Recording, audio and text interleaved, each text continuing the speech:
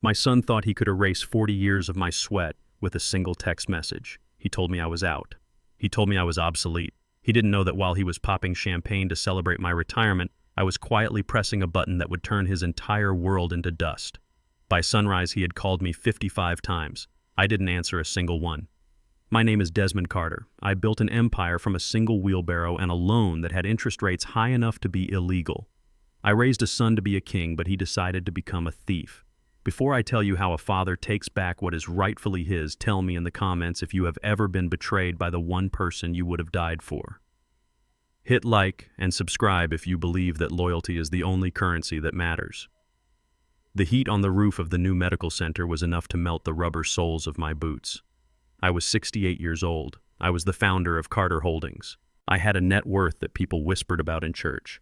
Yet here I was standing on corrugated steel at 2 in the afternoon checking the welding on the HVAC units. I did not trust anyone else to know the difference between a job done and a job done right. My foreman, a good man named Lewis, who had been with me since the days we mixed concrete by hand, tried to hand me a bottle of water. I waved him off. I needed to feel this heat. It reminded me that I was still alive, still capable, still the hardest working man in Atlanta. My phone vibrated against my chest. It was a sharp, persistent buzz that cut through the noise of the hydraulic drills. I pulled it out expecting a supplier update or a weather alert. It was a message from Trey, my son, my only child, the boy I had put through the best business schools in the country, the boy who wore suits that cost more than my father made in a year. The text was short. It was brutal. Board meeting just finished. Effective immediately, you are removed as CEO. We are pivoting to a digital-first strategy. The vote was unanimous. Skylar has already sent movers to pack your office. Do not come back to the building. We are moving on without you. I stared at the screen. The sun beat down on my neck, but my blood turned to ice. There was no apology. There was no explanation. There was just a sterile corporate dismissal delivered via a text message. He didn't even have the courage to look me in the eye. He didn't have the decency to hear my voice. I looked over the edge of the roof at the city skyline. I saw the crane tower we built in '98. I saw the bridge we reinforced in 2005. Every piece of steel in this city had my fingerprint on it. And now the boy who had never lifted anything heavier than a tablet was telling me I was done. Lewis looked at me, concern etching deep lines into his dusty face. He asked if everything was all right. I put the phone back in my pocket. I told him everything was fine. I lied. I walked to the service elevator with a calmness that frightened me. I did not scream. I did not throw the phone. A man who builds skyscrapers knows that if you want to bring a building down, you do not attack the windows. You attack the foundation. I drove my truck home. I did not drive to the sprawling estate in Buckhead where Trey lived. I bought that house for him as a wedding gift when he married Skylar. I paid the property taxes. I paid for the landscaping. I drove to my own house, a sturdy brick rancher I had bought 30 years ago with my late wife. It was quiet. The air conditioning hummed a low, steady rhythm. I walked into my study and closed the door. I sat down at my heavy mahogany desk. It was the same desk where I sat night after night teaching Trey how to read blueprints. It was the same desk where I signed the checks for his tuition. I opened my laptop. Trey had an MBA. He knew about marketing funnels and brand synergy. He knew how to talk to investors in air-conditioned boardrooms. But Trey did not know how I structured the banking. He assumed that because he was the new CEO, he controlled the money. He was wrong. I logged into the back end of our corporate banking system. I did not use the user interface that the accounting department used. I used the master admin portal. I had set this up in 1985, back when digital banking was a science fiction concept. I had retained the master key. It was a failsafe I hoped I would never have to use. It was designed to stop hackers or hostile takeovers. Today, the hostile force was my own flesh and blood. I saw the balances. The operating account had $12 million. The payroll line of credit was fully funded. The investment accounts were healthy. Trey and Skylar were planning to use this money to rebrand. They wanted to erase the name Carter and replace it with something modern, something that didn't sound like a black construction company from the South. Skylar had called my legacy dusty. She said it needed to be sanitized. I did not hesitate. My hand was steady. I clicked on the operating account. I selected the option to freeze all outgoing transactions pending an internal audit. I required a physical signature from the original founder for any withdrawal over $100. Then I moved to the credit cards. Trey had a corporate American Express black card. Skylar had a supplementary card which she treated as her personal allowance. I pulled up the transaction history. It was a disgusting display of greed. $5,000 at a boutique, $2,000 for a dinner, $1,200 for dog grooming. They were bleeding the company dry while telling me I was the problem. I clicked suspend. The screen flashed a confirmation. Status inactive. I sat back in my leather chair. The silence in the room was heavy. I felt a phantom pain in my chest, a deep ache where my pride used to be. But then I thought about the text message again. Do not come back. Those words hardened my resolve like cured concrete. I was not doing this out of spite. I was doing this to teach them the first rule of construction. You never destroy the ground you stand on. Across town, the first domino was about to fall. I knew Skylar's schedule better than she knew it herself because I paid the bills. It was Tuesday. Tuesday was her day at the Luminous Spa. It was a place where they wrapped you in seaweed and told you that you were a goddess. I imagined the scene clearly. Skylar would be at the front desk, wrapped in a plush white robe, her skin glowing from a facial that cost more than my foreman made in a week. She would hand the receptionist that heavy black card with a dismissive wave of her manicured hand. She would be checking her phone, perhaps looking at the likes on her latest post about the new era of the company. The receptionist would swipe the card. The machine would beep. A harsh electronic rejection sound. The receptionist would try again. She would smile that tight, apologetic smile. She would say, there seems to be a problem. Skylar would laugh. She would say, it is impossible. She would say, do you know who I am? She would say, run it again. They would run it again. Declined. Reported lost or stolen. Please confiscate. Skylar's face would turn that shade of red that clashed with her blonde hair. She would have to open her purse. She would have to search for her personal debit card, the one linked to an account that I didn't fund. The one that was likely empty because she spent every dime she touched. I poured myself a glass of bourbon.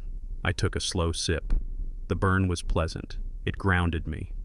My phone screen lit up on the desk. It was the first time in hours. The name on the screen was Trey Carter. Skylar had called him.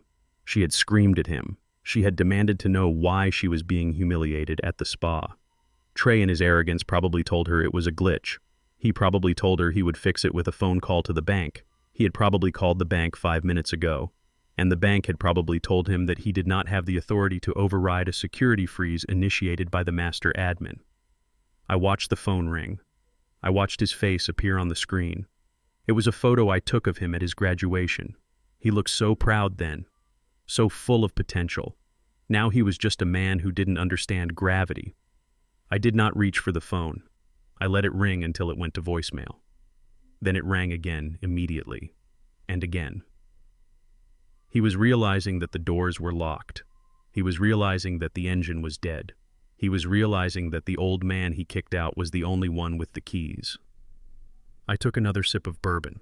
The sun was starting to set, casting long shadows across the room. The darkness was coming, but for the first time all day I smiled. Let them call, let them panic. The lesson had just begun. The next morning arrived with the deceptive brightness of a postcard-perfect day in Atlanta. The sky was a piercing blue and the humidity had not yet risen to its oppressive afternoon weight. I sat in my home office with a fresh pot of black coffee and a bank of monitors that displayed the live security feed from the headquarters of Carter Holdings. I had built that building 10 years ago. I knew every rivet in the steel skeleton and every inch of wiring in the walls. I had designed the entrance to be imposing a testament to black excellence in an industry that often tried to shut us out. Today, that entrance was about to become a stage for a tragedy written by my own son. At 9 o'clock sharp, a cavalcade of luxury vehicles pulled up to the curb. Leading the pack was the silver Porsche Panamera that the company leased for the CEO. Trey stepped out of the driver's seat. He looked like a man who believed he had just conquered the world. He was wearing a navy blue bespoke suit that cost $4,000. His shoes were Italian leather and shone like glass. He adjusted his silk tie and checked his reflection in the car window. He looked the part of the modern executive. He looked like money. But he did not look like a man who knew how to mix mortar. From the passenger side emerged Skylar. She was dressed in a white power suit that looked pristine and sharp. She wore sunglasses even though the building cast a shadow over the sidewalk. She carried a designer briefcase that I knew was empty because she did not actually do any work for the company. She was there for the image. She was there to smile at the investors and pretend she was the matriarch of an empire she had never helped build. Following them were three men in dark gray suits. These were the investors from Munich, the Deutsche Capital Group. Trey had been courting them for 6 months. He had told them that Carter Holdings was ready to expand into international markets. He had told them that under his new leadership we would move away from government contracts and into high-tech smart cities. He called it a paradigm shift. I called it a fantasy. I leaned forward in my leather chair and turned up the volume on the surveillance feed. The microphone at the front desk was high quality. I could hear the click of their heels on the pavement. I could hear the confidence in Trey's voice as he swept his arm toward the glass facade of the building. "Gentlemen, welcome to the future of Carter Holdings," Trey said. His voice was smooth, practiced. He sounded like a motivational speaker. "We are shedding the old skin of a traditional construction firm. What you see before you is the nerve center of a global infrastructure technology brand. The previous leadership was focused on bricks and mortar. I am focused on data and integration. Please follow me." He walked toward the revolving glass doors with the stride of a king returning to his castle. The German investors nodded politely. They looked serious. They were men of precision. They valued order and efficiency above all else. They did not care about buzzwords. They cared about returns. Trey reached into his pocket and pulled out his security badge. It was a platinum-level card that gave him access to every floor, every server room, and every safe in the building. Or at least it used to. He approached the card reader mounted on the steel pillar next to the doors. He held the card up with a casual flick of his wrist, expecting the familiar beep and the green light. There was a harsh electronic buzz. A red light flashed on the panel. The glass doors remained locked. Trey frowned. He looked at the card. He wiped it on his sleeve, thinking perhaps it was a smudge of dust. He tried again. Buzz. Red light. Access denied. I took a slow sip of my coffee. The bitterness was pleasant on my tongue. I watched the confusion ripple across his face. It was a small crack in his perfect mask. Skylar stepped up beside him. Her smile was tight. "What is the problem, Trey?" she hissed through her teeth, keeping her voice low so the investors would not hear. "Open the door. It is hot out here." "It is just a glitch," Trey said, forcing a laugh. He turned to the investors. "My apologies, gentlemen. We updated our security protocols this morning. High-tech systems can be sensitive. Just a moment." He tapped the card again, harder this time. As if physical force could override digital code, the result was the same. The red light blinked, mocking him. Inside the lobby, sitting behind the large marble desk, was Earl. Earl was 65 years old. He was a retired Marine sergeant who had served 2 tours in Vietnam. I had hired him 20 years ago when no one else would give him a job because of his limp. Earl was not just a security guard. He was the gatekeeper. He knew the name of every employee. He knew whose wife was sick and whose kid was graduating. He respected authority, but he respected integrity more. Trey pressed his face against the glass and waved frantically at Earl. Earl looked up from his newspaper. He took off his reading glasses slowly. He did not rush. He did not jump to attention. He stood up with the heavy grace of a man who has seen war and is not impressed by a boy in a suit. Earl walked to the glass doors. He stood on the other side, just inches away from Trey. "Earl, open the door," Trey shouted. The sound was muffled by the thick safety glass, but the desperation was clear. "The system is down. Let us in. I have guests." Earl did not reach for the override button. He did not unlock the doors. Instead, he reached into the breast pocket of his uniform and pulled out a folded piece of paper. He unfolded it with deliberate care. He smoothed it out against the glass, holding it at eye level for Trey to read. It was a legal document. It was printed on heavy bond paper with the official seal of the county clerk. At the top, in bold black letters, were the words "Notice of Lease Termination and Eviction." Trey stared at the paper. His eyes darted back and forth as he read. I could see his lips moving. I knew exactly what he was reading because I had dictated the terms to my lawyer Cohen at 3 a.m. The document stated clearly that the building located at 400 Commerce Way was the sole personal property of Desmond Carter. It stated that Carter Holdings, the corporate entity, was merely a tenant. It stated that due to a violation of the morality clause and failure to pay the updated security deposit, the lease was immediately voided. It stated that all employees of the tenant were barred from entry until further notice. Trey recoiled, as if the paper had burned him. He looked at Earl. "Earl, open this door right now," Trey screamed. His composure was gone. The motivational speaker was gone. This was the spoiled child who had been told no for the first time in his life. I am the CEO of this company. I sign your checks. Open the door or you are fired. Do you hear me? You are fired. Earl leaned in closer to the glass. He spoke. I could not hear him through the glass, but I knew what he said because I knew Earl. He would have said, "You do not sign my checks anymore, son. Your daddy does." Then Earl turned his back on them. He walked back to his desk, sat down, and picked up his newspaper. The finality of the action was brutal. It was a dismissal. Trey stood there, his hand still raised, his mouth open. Skylar was pulling at his arm, her nails digging into his expensive suit jacket. Her face was flushed with anger and embarrassment. She was looking around to see if anyone was watching. People were watching. Employees arriving for work were gathering on the sidewalk whispering. Passers-by were stopping. The German investors exchanged a look. It was a look of pure professional disdain. The leader of the group, a tall man with silver hair named Herr Muller, stepped forward. He checked his watch. He looked at the closed doors. He looked at the sweating, screaming man who claimed to be a visionary, Mr. Carter. Herr Muller said, his voice was cold and clipped, "It seems there is a significant discrepancy between your presentation and your reality. We were promised a seamless transition and a stable foundation. We see neither." "But wait," Trey stammered, turning around, sweat beading on his forehead. "This is just a misunderstanding. My father is having a senile episode. He is trying to sabotage me. I will call the police. We will get this sorted out in 10 minutes. Please let us go to the coffee shop next door and discuss the portfolio. We do not do business on the sidewalk," Herr Muller said. "And we do not invest in companies that cannot even open their own front doors. We are withdrawing our letter of intent. Do not contact us again." With a sharp nod, the three investors turned and walked away. They did not look back. They signaled for a taxi and vanished into the morning traffic. They took with them the $10 million capital injection that Trey needed to keep the company afloat. Trey watched them go. His shoulders slumped. The air seemed to go out of him. He looked at Skylar. She slapped his arm hard. "Do something," she shrieked. "Fix this. I am not standing out here like a beggar." Trey pulled out his phone. His hands were shaking so badly he almost dropped it. He hit speed dial number 1. On my desk, my phone lit up. It vibrated against the mahogany wood. The screen flashed his name. Trey Carter. I watched it ring. I did not reach for it. I let it ring until it went to voicemail.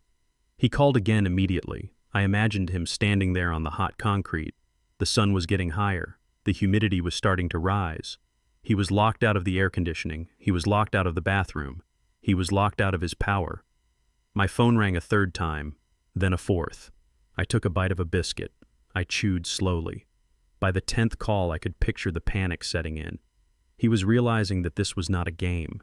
He was realizing that the building was not just a pile of bricks. It was leverage. He had tried to steal the company, but he forgot that the company lived inside a house that I owned. By the 15th call, Skylar would be screaming in his other ear. She would be blaming him. She would be asking about her spa appointment. She would be asking why her credit cards were dead. The pressure cooker was starting to hiss. By the 20th call, the realization would be fully formed. He was not a king. He was a trespasser. I looked at the camera feed one last time. Trey was kicking the glass door. He was screaming at the empty lobby. Earl did not even look up. I reached out and turned off the monitor. The screen went black. I had seen enough. The first wall of his defense had crumbled. Now it was time to dismantle the rest of the fortress. I picked up my phone not to answer him but to dial my lawyer. It was time to initiate phase 2. The war for my legacy had officially begun. The vibration of my phone against the mahogany desk was constant. It was not a ringtone this time. It was a relentless series of notifications that buzzed like a hive of angry hornets. I picked up the device and saw that I had been tagged in a live stream on social media. The account belonged to Skylar. The caption read, "The truth about Carter Holdings breaking my silence." I did not want to watch it. I wanted to throw the phone into the lake behind my house. But in war, you must know the enemy's position. You must see the weapon they are pointing at you before you can dismantle it. I tapped the screen. Skylar appeared. She was sitting in the guest bedroom of the mansion I paid for. The lighting was soft and carefully arranged to make her look angelic. She was not wearing her usual heavy makeup. Her hair was pulled back in a messy bun. She was wearing a simple gray t-shirt. She looked tired. She looked vulnerable. It was a perfect costume. She wiped a tear from her cheek. She looked directly into the camera lens. Her voice was trembling. "Hi, everyone," she said. "I did not want to do this. I really didn't. But I can't stay silent anymore. You all saw what happened at the headquarters this morning.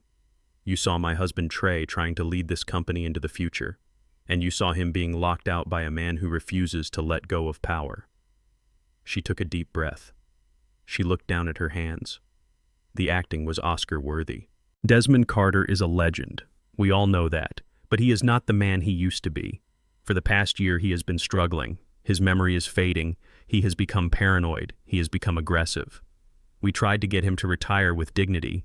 We offered him a golden parachute. We wanted him to rest. But he refused. He thinks he is the only one who matters. And now he is holding the company hostage. He is hurting the employees. He is hurting his own son. It breaks my heart to see Trey like this. Trey just wants to modernize. He wants to create jobs. But his father is stuck in the past. It is abuse. That is what it is. It is financial and emotional abuse from a man who has lost touch with reality. I watched the numbers on the screen climb. 5,000 viewers, 10,000 viewers. The comments were scrolling so fast they were a blur of hate. Cancel Desmond Carter. Toxic masculinity at its finest. Save the company Trey. Put the old man in a home. I read them. Each comment was a dagger. These were people who did not know me. They did not know that I was the first one on the site at 5 in the morning. They did not know that I paid for the funerals of my employees' parents. They did not know that I had built this company while facing racism that would have broken them in half. They only saw a crying blonde woman and a young, handsome CEO. To them, I was just a bitter old villain. Skylar continued her performance. She sniffled. She looked up with wide, pleading eyes. "Please," she said. "If you believe in progress, if you believe in the future, stand with us. Stand with Trey. Do not let one man's ego destroy the livelihood of hundreds of families. We are fighting for you. We love you all." The video ended. I put the phone down. My hand was shaking, not from fear, from rage. It was a cold, hard rage that settled in my gut like a stone. She had played the victim card. She had weaponized my age. She had called me senile. I stood up. I buttoned my jacket. I did not go to the internet to argue. I did not write a comment. I did not make a reaction video. I went to my garage and got into my truck. I had a meeting to attend. And it wasn't with a publicist, it was with a shark.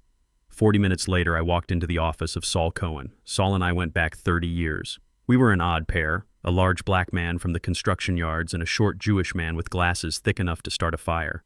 But Saul was the only lawyer in Atlanta I trusted with my life. He didn't care about public opinion. He cared about statutes and contracts. I sat down in the leather chair opposite his desk. The office smelled of old paper and peppermint tea.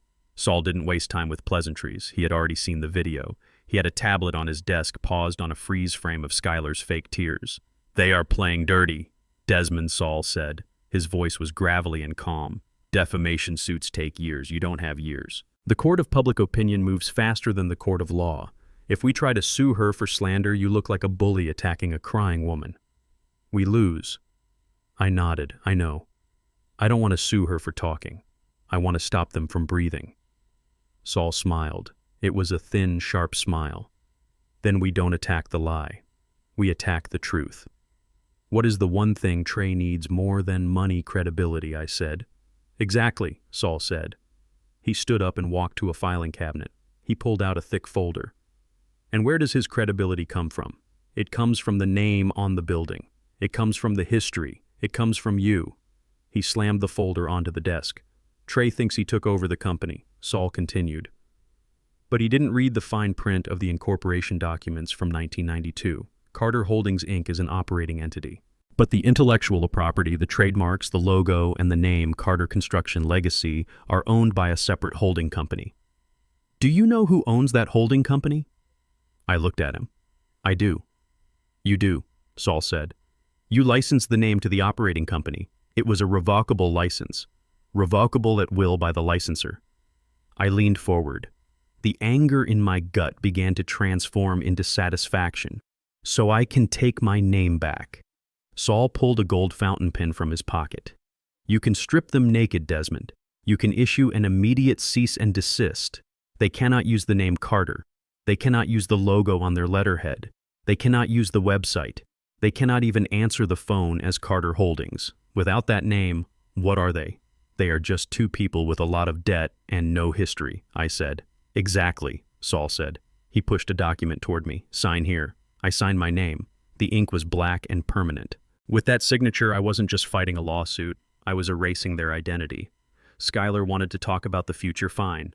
She could have a future where my name didn't exist to pay for her manicures. While the ink was drying on the cease and desist order, the second wave of my counterattack was hitting its target. Across the city, Trey was sitting in a coffee shop trying to salvage the disaster of the morning. He was on the phone with the vice president of commercial lending at Southern Trust Bank. I knew this because I had just received an alert that the bank had accessed my credit file. I knew exactly what was happening. Trey was desperate. The German investors had walked.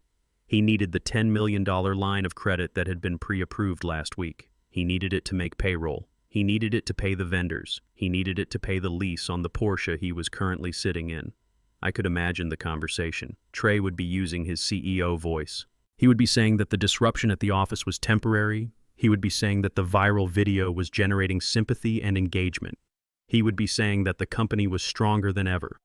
Mr. Henderson, the banker, would be listening. Henderson was a man of numbers. He did not care about Instagram views. He cared about collateral. Mr. Carter Henderson would say. His voice would be dry and professional. We have reviewed the status of the loan facility. When we approved this $10 million, it was based on the personal guarantee of Desmond Carter.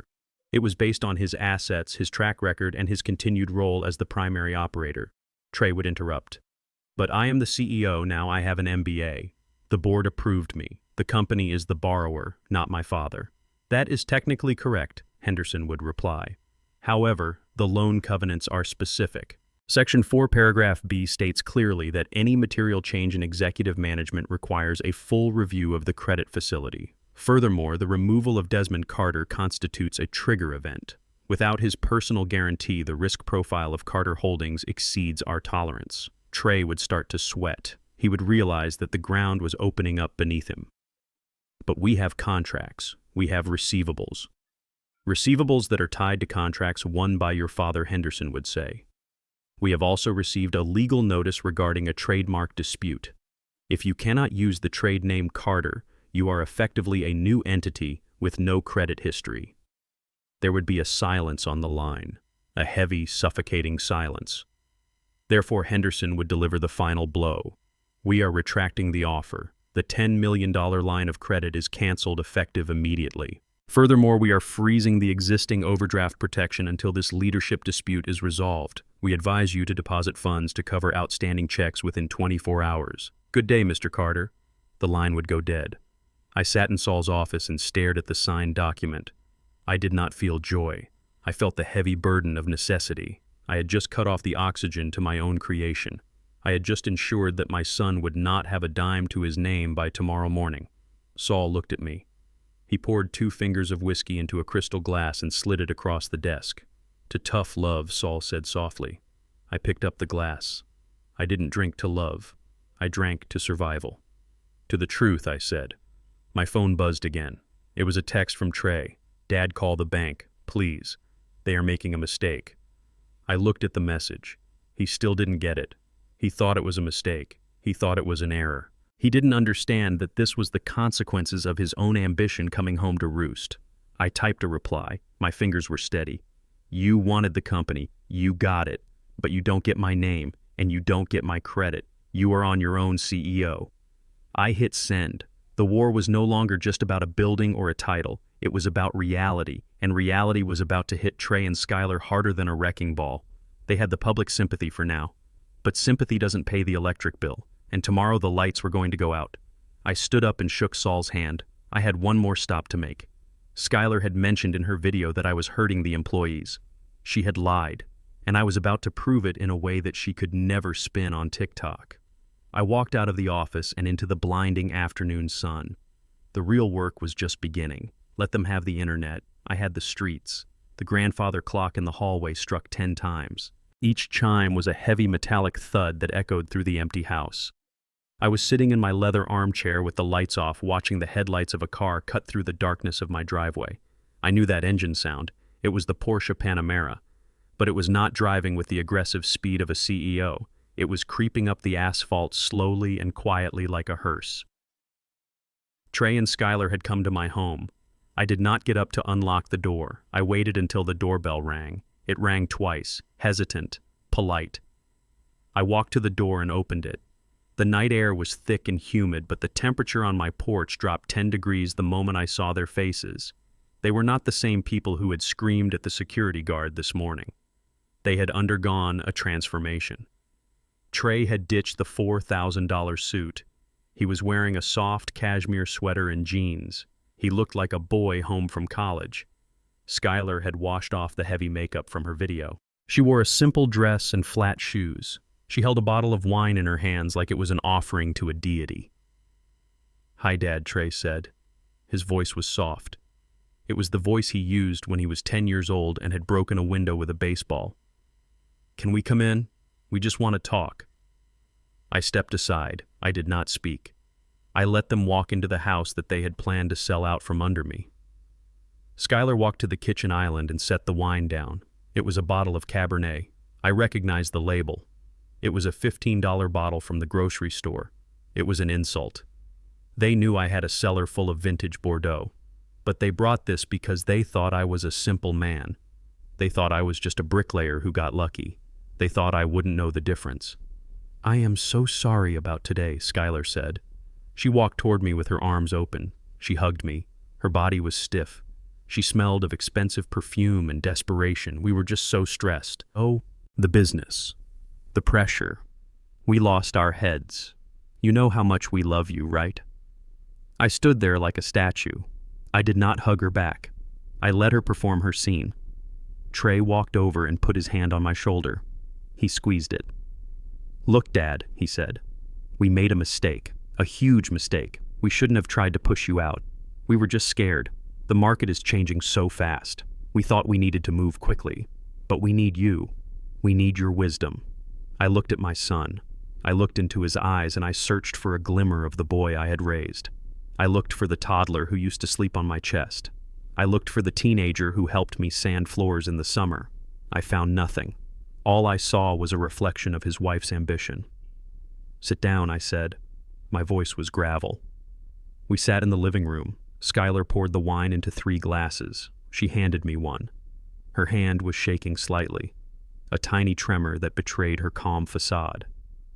"We have a proposal," Trey said. He reached into his leather satchel and pulled out a thick document. It was stapled and flagged with yellow sticky notes. "We want a compromise. We want you to stay on as chairman emeritus. You keep the title. You keep the office. You keep the respect. But we need to handle the day-to-day operations. We need to unfreeze the accounts so we can pay the workers. You don't want the workers to starve, do you, Dad?" He was using my own people against me. He knew that was my weak point. Skylar leaned forward. She placed her hand on my knee.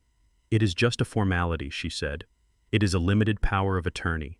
It just gives Trey the authority to sign checks and manage the bank loans while you enjoy your retirement. You deserve to rest, Desmond. You have worked so hard. Let us carry the burden now." I looked at the document. The title page said, "Durable Power of Attorney and Asset Management Agreement." I reached into my pocket and pulled out my reading glasses. I put them on slowly. I took a sip of the cheap wine. It tasted like vinegar and lies. I opened the document. The room went silent. The only sound was the crackling of the wood in the fireplace and the rhythmic ticking of the clock. I could hear Trey breathing. It was a shallow, rapid breath. I turned the page. I read the preamble. It was standard legal boilerplate. I turned another page. Skylar shifted in her seat. She crossed her legs. She uncrossed them. I read slowly. I used my finger to trace the lines. I acted like the old man they wanted me to be. I acted like the words were difficult for me to understand. "What is this word here?" I asked, pointing to a paragraph on page 4. Trey leaned in. "That is just legal jargon, Dad. It means fiduciary. It means I have to act in your best interest." I nodded. I turned the page. I knew exactly what I was looking for. I was looking for the trap, and I found it on page 7. Paragraph 12, section C. The text was dense, It was written in a way to bore you into skimming it. But the words were lethal. It read, "The principal hereby grants the agent full authority to transfer, liquidate, or retitle any and all real property held in the principal's name to the agent or an entity controlled by the agent for the purpose of estate planning and asset protection. This authority is irrevocable and survives the incapacity or death of the principal." It was not a management agreement. It was a robbery. If I signed this, Trey could transfer the deed to this house, the headquarters, and my personal savings into his name tomorrow morning. He could throw me out on the street and I would have no legal recourse because I would have given him permission to do it. I looked up. Trey was smiling. It was a tight, hopeful smile. So I said, "You want to protect my assets?" "Yes," Skylar said quickly. "Exactly. We want to make sure everything stays in the family. We want to protect you from taxes and liabilities. It is for your own good, Desmond." I closed the document. I held it in my hands. It felt heavy. It felt like a weapon. "You know," I said, "I remember the day you were born, Trey. It was 1991. I was on a job site pouring the foundation for the First National Bank. Your mother called me. I left the concrete mixer running. I ran to the hospital with dust on my boots. I held you in my arms and I promised that I would build a world where you never had to struggle like I did." Trey's smile faltered. "Dad, please. I gave you everything," I continued. "I gave you the best schools. I gave you cars. I gave you a VP title you didn't earn. And now you come into my house, drink my wine, and hand me a piece of paper that asks me to cut my own throat." "What do you mean?" Trey stammered. I stood up, my knees popped. I walked over to the fireplace. The flames were dancing, hungry and bright. "This is not a power of attorney," I said. My voice rose. "This is a death warrant. Paragraph 12 gives you the right to take my house. It gives you the right to take my land. It gives you the right to leave me with nothing." Skylar stood up. Her face had lost its color. "You are misinterpreting it," she said. "You are not a lawyer, Desmond. You are confused." "I am not confused," I roared. The sound bounced off the walls. "I may be old, I may be a bricklayer, but I know how to read a blueprint, and I know when a foundation is rotten." I held the document over the fire. "Dad, don't." Trey yelled. He lunged forward. I dropped it. The paper hit the logs. The dry edges curled instantly. The yellow sticky notes turned black. The flames licked up the sides of the pages, devouring the lies and the legal jargon. We watched it burn. We watched the future they had planned turn into gray ash. Skylar made a sound. It was a guttural animal noise. She looked at the fire, and then she looked at me. The mask fell off completely. The sweet daughter-in-law vanished. The victim from the video vanished. "You stupid old man," she screamed. Her face twisted into something ugly. "You selfish, arrogant old man. Do you think you can take it with you? You are going to die soon. And what will happen then? We are just trying to save what is left before you ruin it with your senility." I looked at her calmly. "Get out of my house." "No," she shouted. She took a step toward me, her finger pointed at my chest. "You owe us this. Trey has wasted his life waiting for you to die. We deserve this money. We deserve the company. We are the ones with the education. We are the ones who can actually speak proper English to investors, not you.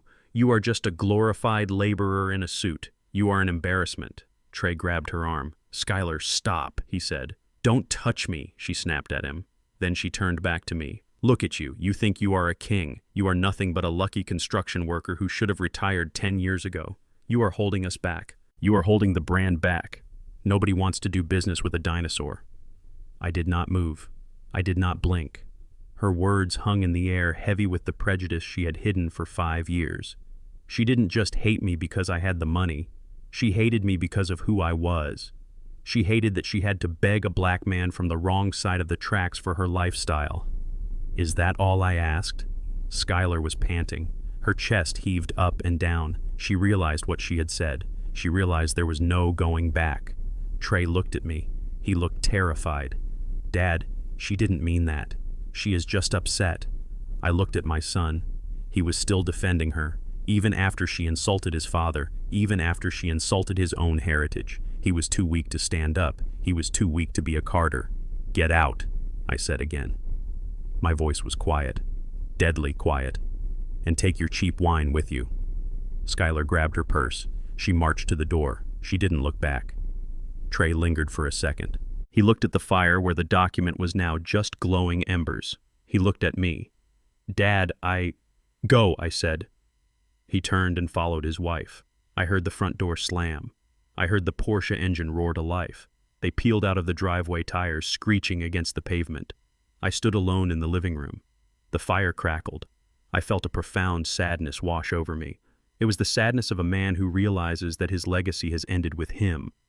I had built buildings that could withstand hurricanes, but I had failed to build a son who could withstand greed. I walked to the window. I watched their taillights disappear into the night.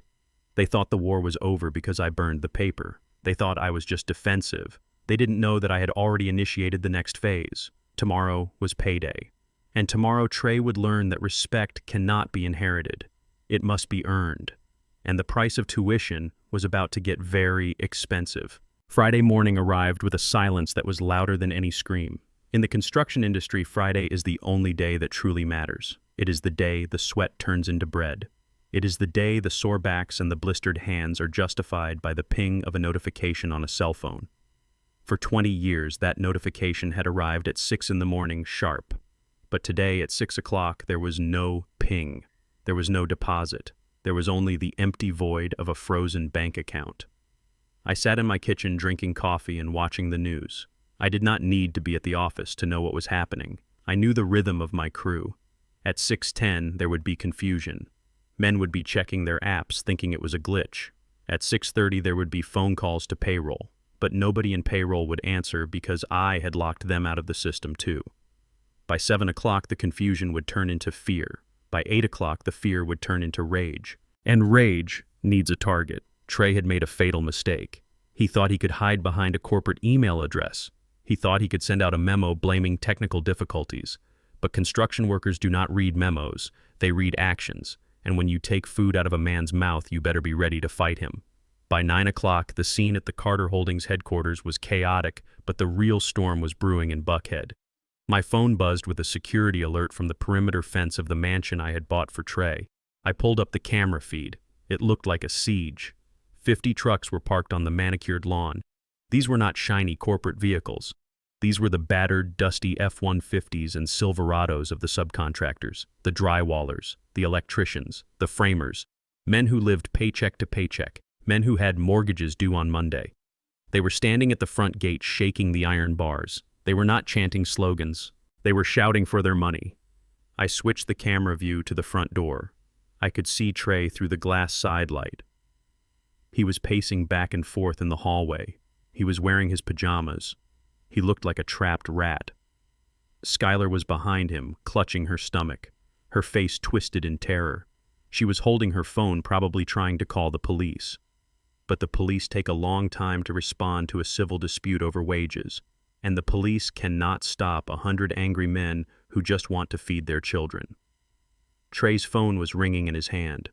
I knew he was trying to call me. He wanted me to fix it. He wanted me to wave a magic wand and make the money appear. But I was not a magician. I was a teacher. And today's lesson was about accountability. You cannot eat prestige. You cannot pay rent with a brand refresh. You have to pay with cash. I watched as a brick flew over the gate and landed on the driveway, shattering a landscape light. Skylar screamed. Trey flinched. He was realizing that the title of CEO came with a price tag he couldn't afford. He was the captain of a sinking ship, and the water was rising fast. I turned off the feed. I had seen enough. It was time for me to go to work. I walked out to my garage. I did not take the luxury sedan. I walked past it to the back corner where my old 1999 Ford pickup truck sat under a tarp. It was dented. It smelled of diesel and old coffee. It was the truck I drove when I poured the first foundation of this company. I pulled the tarp off. I threw 2 heavy black duffel bags into the passenger seat. I had withdrawn the cash yesterday from my personal private savings, the money I had made before Carter Holdings ever existed. I drove to Site 4. It was our biggest project, a 20-story residential tower that was currently just a skeleton of steel and concrete. When I arrived, the silence was eerie. The cranes were still. The mixers were silent. 200 men were sitting on the ground on stacks of lumber on buckets. Their heads were down. The atmosphere was heavy with defeat. They heard my truck before they saw it. That old diesel engine had a distinct rattle. Heads snapped up. Lewis, my foreman, stood up from a pile of rebar. He squinted through the dust. I pulled the truck right into the center of the site, kicking up a cloud of red Georgia clay. I put it in park and killed the engine. The slam of my door echoed off the concrete pillars. I walked around to the passenger side and grabbed the duffel bags. I threw them onto the tailgate. The heavy thud drew everyone's attention. I climbed up onto the tailgate. I stood tall. I was wearing my work boots and a simple plaid shirt. I looked at them. I looked at Big Marcus, who had 3 daughters in college. I looked at Miguel, whose wife was undergoing chemo. I looked at young Jenkins, who was saving for an engagement ring. They looked back at me. They didn't see a retired old man. They saw the man who hired them. "Trey Carter says there is a glitch," I shouted. My voice boomed across the site without a megaphone. "Trey Carter says the bank is slow. Trey Carter says you have to wait." I paused. I saw the anger flare in their eyes at the mention of my son's name. "But I am not Trey Carter," I continued. "I do not hide in a mansion. I do not pay with emails. I pay with paper." I unzipped the first duffel bag. I reached in and pulled out a stack of envelopes. Each one was thick. Each one was labeled with a name. I started calling them out. Lewis Washington. Lewis walked forward. He looked at me, then at the envelope. He took it. He opened it. It was cash. Full wages. Plus a bonus for the stress. "Thank you, Mr. Carter," Lewis said. His voice cracked. I didn't stop. Marcus King, Miguel Rodriguez, Samuel Chen. One by one they lined up. It was like a communion. My hands were stained with the ink of the bills and the dust of the site. I looked every man in the eye. I shook every hand. I felt the calluses. I felt the gratitude. This was the currency that Skylar would never understand. You cannot buy loyalty. You build it brick by brick, dollar by dollar. By the time the bags were empty, the mood on the site had shifted. The despair was gone. It was replaced by a fierce, protective energy. I stood on the tailgate one last time. "The company accounts are frozen," I announced, "and they will stay frozen. Carter Holdings is dead. The name is dead." A murmur went through the crowd, but I said, raising my voice, "I am starting a new job on Monday. It is a private project. My project. I need a crew. I need men who know how to work. I don't have a human resources department. I don't have a marketing team, but I have money. And I have work." I looked around. Who is with me? It wasn't a question. It was an invitation. Lewis didn't hesitate. He reached into his pocket and pulled out his Carter Holdings ID badge. He looked at it for a second, then threw it onto the dirt. "I am with Desmond," he said. Then Marcus threw his badge down. Then Miguel. Then it became a rain of plastic. 200 badges hitting the ground, clattering against the concrete. It was the sound of a corporation dying. It was the sound of a revolution. They didn't just quit. They defected. They walked away from the benefits packages and the 401k promises that Trey had used to bribe them. They chose the man who stood on the tailgate of a rusted truck. I got back in the driver's seat. I watched them gathering their tools. They were smiling. They were calling their wives to tell them the rent would be paid. I picked up my phone. I had one text message to send. I took a picture of the pile of discarded ID badges lying in the red dirt. I sent it to Trey. Then I typed 4 words. "You have no army." I started the truck and drove away. I left the pile of plastic there in the dust. It was trash, just like the empty promises my son had made. He was still the CEO of Carter Holdings, but Carter Holdings was now just a name on a piece of paper. He had the title. I had the talent. And without the talent, he was nothing but a man standing in an empty room waiting for a phone to ring that would never ring again. The migration had begun, and he was left behind in the cold. The process server arrived at my front gate on a Tuesday morning. He was a young man with a nervous sweat on his upper lip. He knew who I was. In Atlanta, everyone knew who Desmond Carter was. He also knew that he was about to hand a lawsuit to a man who bought ink by the barrel and concrete by the ton. He slid the thick manila envelope through the bars of the gate and ran back to his car as if he had just poked a sleeping bear. I walked down the driveway and picked up the envelope. It was heavy. It felt like a brick. I did not need to open it to know what it was, but I opened it anyway. I sat on my porch and read the legal complaint filed by my own son. Trey Carter versus Desmond Carter.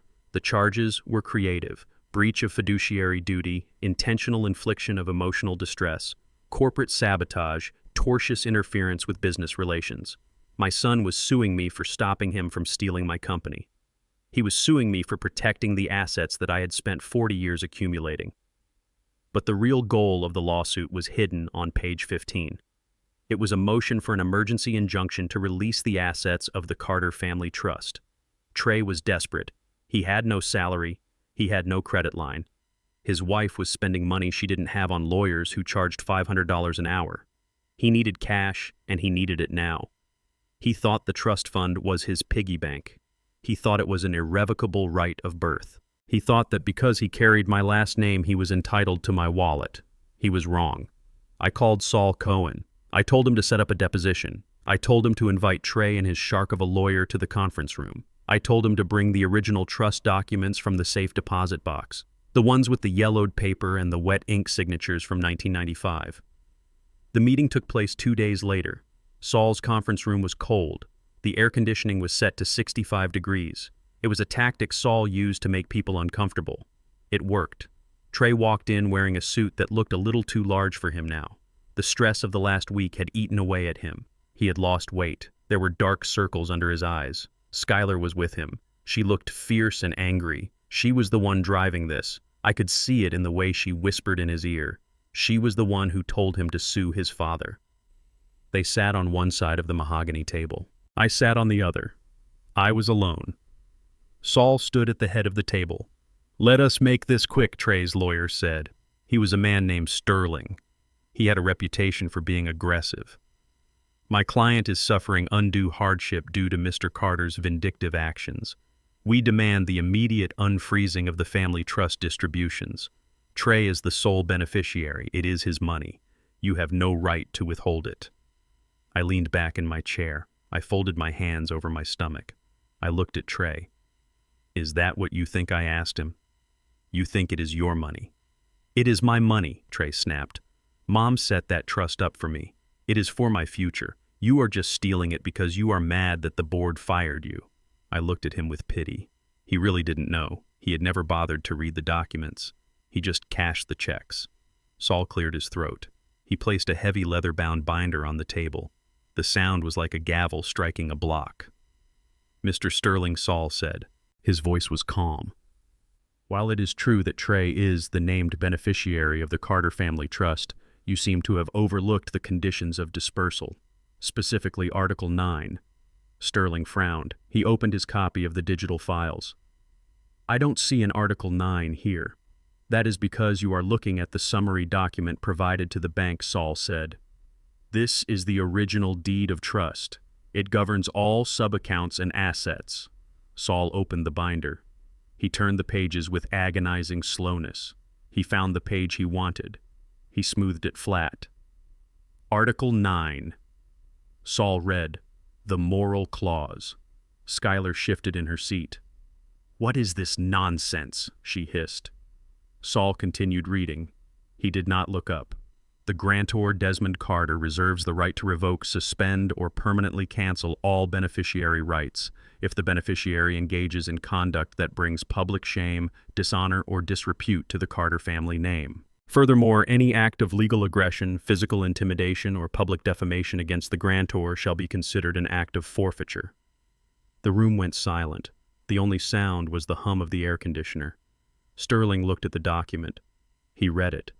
His face went pale. This is archaic," he stammered. "This won't hold up in court. You can't define dishonor. It is subjective." Saul smiled. It was a shark's smile. "Actually, it is quite objective," Saul said. He pulled out a remote control and pointed it at the screen on the wall. The video of Skylar started playing. It was the TikTok live stream where she called me senile, where she accused me of abuse, where she dragged the name Carter through the mud for likes and views. Saul paused the video. Then he played the security footage from the lobby, the footage of Trey screaming at Earl, the footage of Trey kicking the glass door.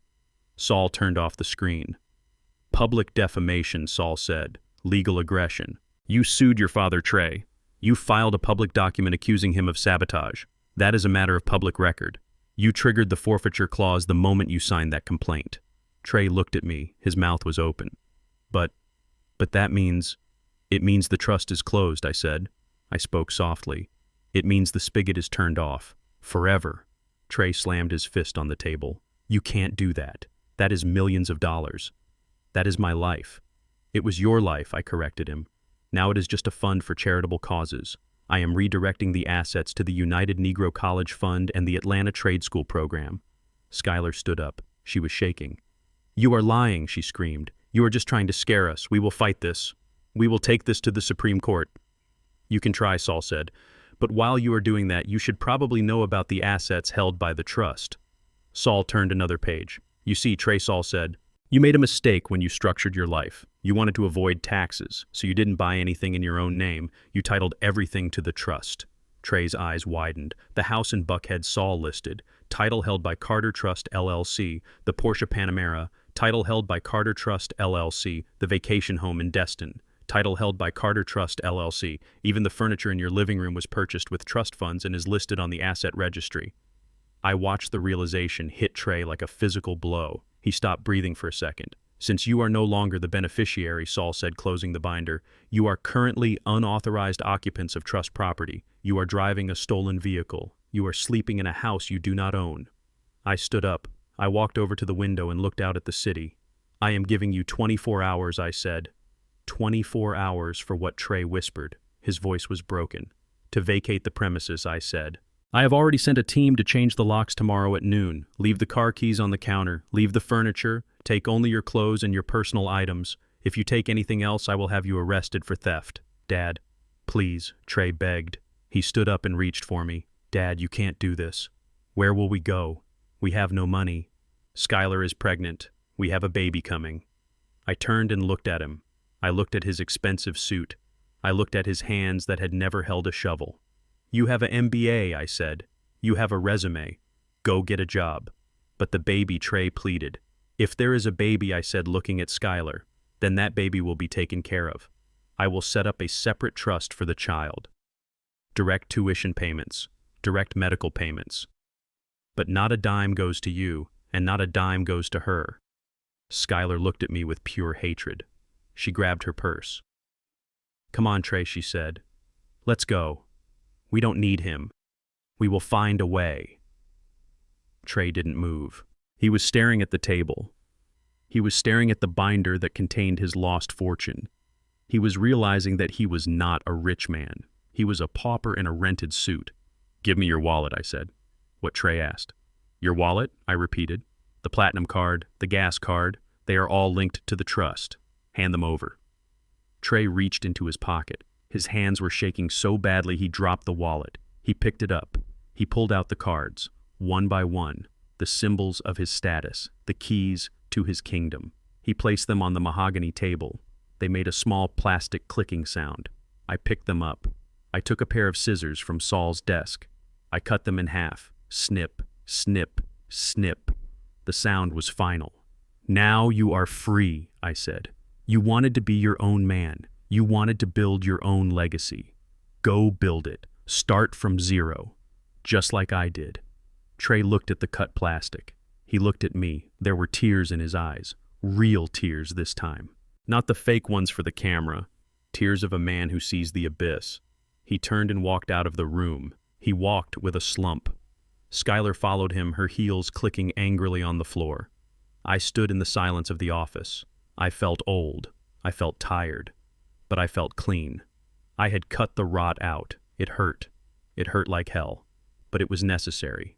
Saul looked at me. He didn't offer me a drink this time. He knew there was nothing to celebrate. He is going to hate you for the rest of his life, Saul said. I know, I said, but at least he will have a life. If I let him keep that money, he would have destroyed himself. Now he has to survive. I walked to the table and picked up the pieces of the credit cards. I threw them in the trash can. I checked my watch. It was noon. I had a meeting with my new crew. We had a foundation to pour. Life went on. Concrete didn't wait for grief, and neither did I. The boy had 24 hours to learn how to be a man. The clock was ticking. 3 days of silence had passed since I cut the credit cards in half. 3 days of peace in my house, but I knew it was the kind of peace that comes before a hurricane changes direction. I spent my mornings in the garden tending to the azaleas that my wife had planted 20 years ago. I spent my afternoons reviewing the blueprints for the new community center I was funding with the money that used to pay for Trey's lifestyle. I was waiting. I knew that desperation is a powerful fuel, and my son was running on empty. On the fourth morning, the doorbell rang. It was not the hesitant ring of a stranger. It was the persistent demand of someone who felt entitled to entry. I opened the door. Trey and Skylar stood on the porch. The change in their appearance was shocking. The designer clothes were gone, replaced by wrinkled casual wear. Trey looked exhausted. His eyes were red-rimmed and he had not shaved in days. Skylar, however, looked different. She did not look defeated. She looked dangerous. She had a strange glow about her, a kind of frantic energy that made the hair on the back of my neck stand up. She was holding a large manila envelope against her chest like a shield. "We need to talk," Desmond, Skylar said. Her voice was steady, too steady. I let them in. We walked to the kitchen. I did not offer them coffee. I stood by the sink, leaning against the granite counter, and crossed my arms. "What do you want?" I asked. "The eviction notice stands. You have 48 hours left to vacate the Buckhead house." Trey slumped onto a bar stool. He put his head in his hands. "Dad, please, we are drowning. The electricity is going to be cut off tomorrow. They took the car this morning. We took an Uber here. We have nothing. That is what you chose," I said calmly. "You chose to bite the hand that fed you. Now you have to learn how to hunt." Skylar stepped forward. She slammed the envelope onto the granite counter. The sound echoed through the kitchen. "We didn't come here to beg," Skylar said. Her eyes were cold blue ice. "We came here to give you a chance to redeem yourself, to save your soul before you die alone and miserable." I looked at the envelope. I did not touch it. "What is this?" I asked. Skylar opened it. She pulled out a glossy black and white image. It was grainy and blurred but unmistakable. It was an ultrasound scan.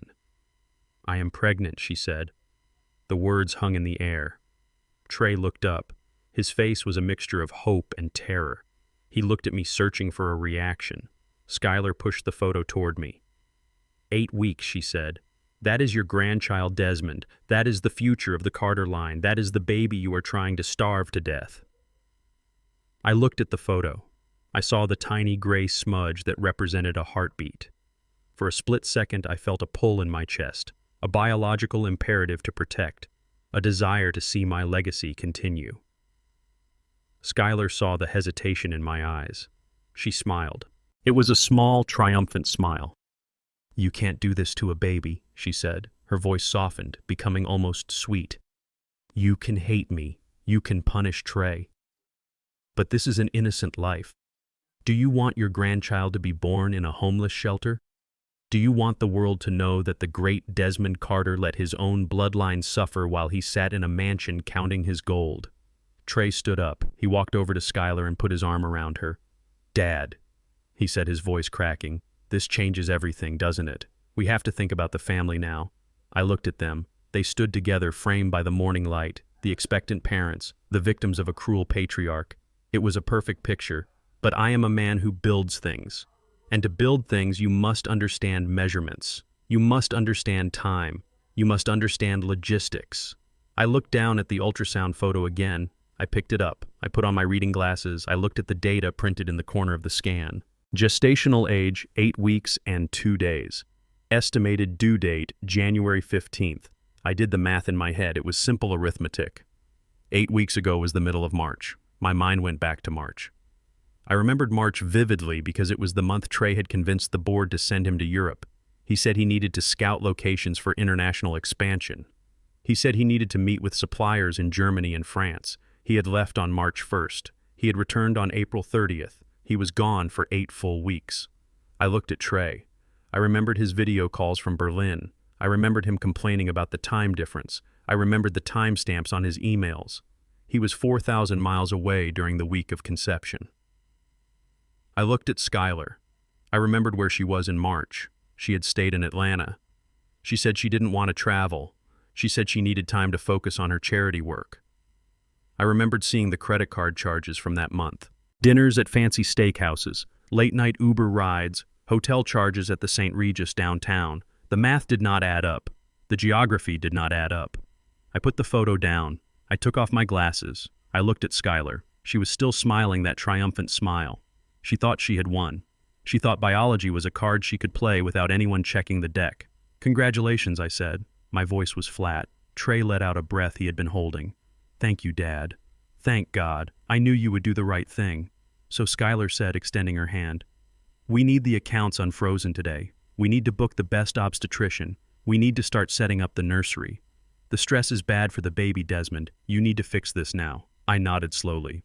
"You are right," I said. "A child should not suffer for the sins of the parents. If that is indeed a Carter baby, then that baby deserves the world." "What do you mean?" if Skylar snapped. Her smile faltered.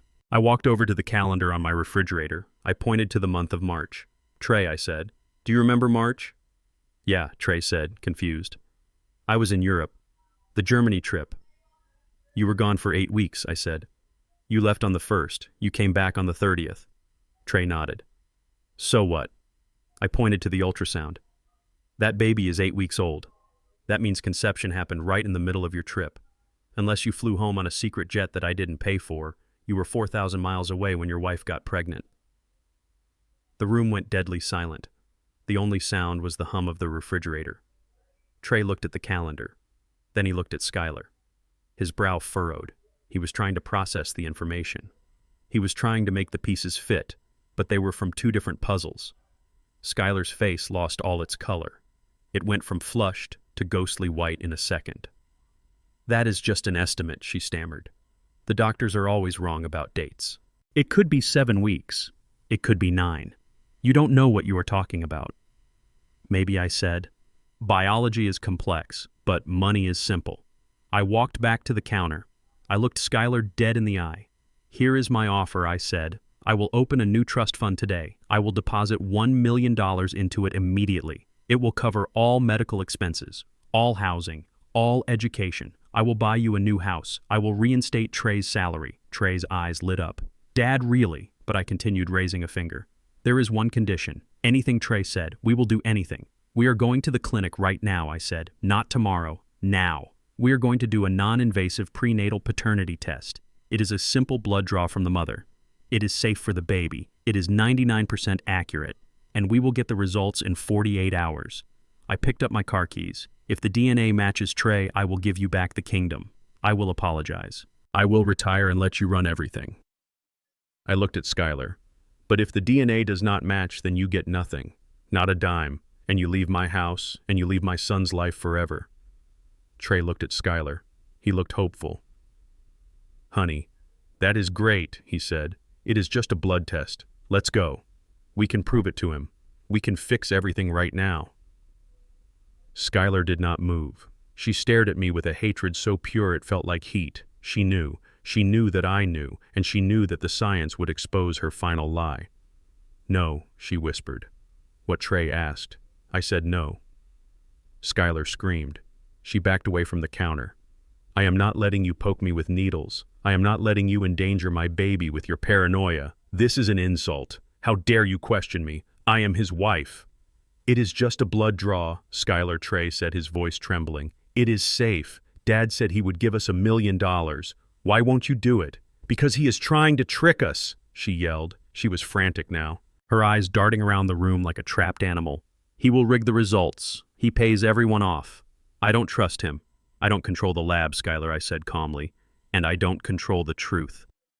Skylar grabbed Trey's arm, her nails dug into his skin. "We are leaving Trey. Now. He is crazy. He is trying to kill our baby. Come on." She pulled him toward the door. Trey resisted. He planted his feet. He looked at his wife. Then he looked at the calendar. Then he looked at me. For the first time in his life, I saw the wheels turning in his head. The blind loyalty was cracking. The doubt was seeping in like water into a basement. Skylar Trey said softly, "If it is my baby, why won't you take the test?" Skylar slapped him. It was a sharp, vicious sound. "Don't you start," she hissed. "Don't you dare side with him. If you love me, you will walk out that door right now. If you stay here asking questions, we are done." She turned and ran out of the kitchen. She ran down the hall and out the front door. Trey stood there. His cheek was red. He looked at the empty doorway. He looked at the ultrasound photo on the counter. He picked it up. He stared at the date. March. He looked at me. His eyes were filled with tears, but they were not tears of a child anymore. They were the tears of a man who has just been stabbed in the heart. She lied, he whispered. I walked over and put a hand on his shoulder. It was heavy and firm. I don't know, son, I said. But a woman who tells the truth doesn't run away from a blood test. Trey crumpled. He slid down the cabinets until he was sitting on the floor. He put his head in his hands and he wept. He wept for the baby that wasn't his. He wept for the marriage that was a sham. He wept for the years he had wasted trying to please a woman who saw him as nothing more than a bank account. I stood over him. I did not comfort him with soft words. I let him feel the pain. Pain is instructive. Pain is the fire that burns away the weakness. I went to the fridge and took out a bottle of water. I handed it to him. Drink, I said. You have a long walk ahead of you. Trey looked up. What do I do, Dad? You stop crying, I said. And you start counting. You count the days she lied to you. You count the money she stole from you. And then you decide if you want to be a victim or if you want to be a Carter. He took the water. He drank it. He wiped his face. The look in his eyes had changed. The softness was gone. It was replaced by something harder, something colder. I want the test, he said. She won't give it to you, I said. Then I will wait until the baby is born, Trey said. And if it is not mine, I will burn her world down. I nodded. Good answer, I said. The pregnancy card had been played, and it had failed. Skylar had overplayed her hand. She thought a baby would bind them together.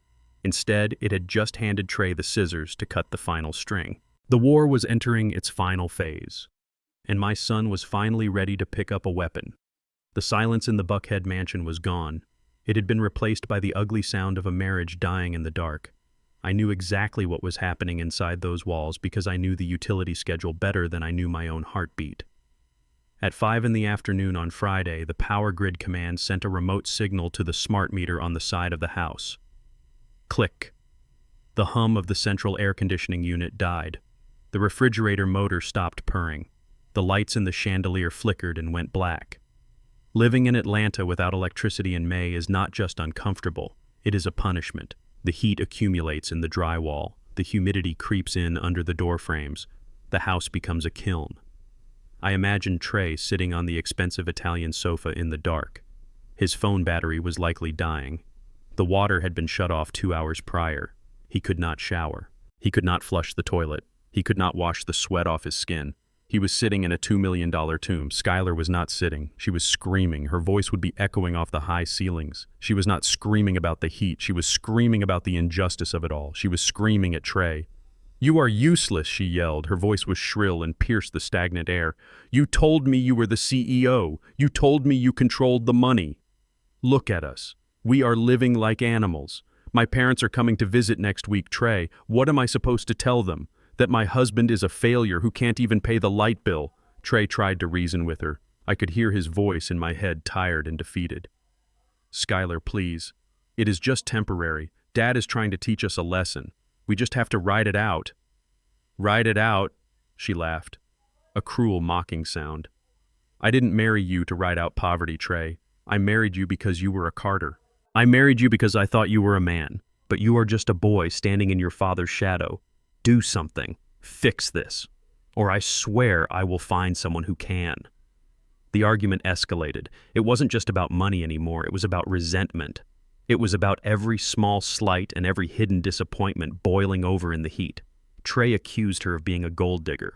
She accused him of being impotent. They threw words at each other like grenades designed to cause maximum damage. Eventually the screaming stopped, not because they made up, but because they were exhausted.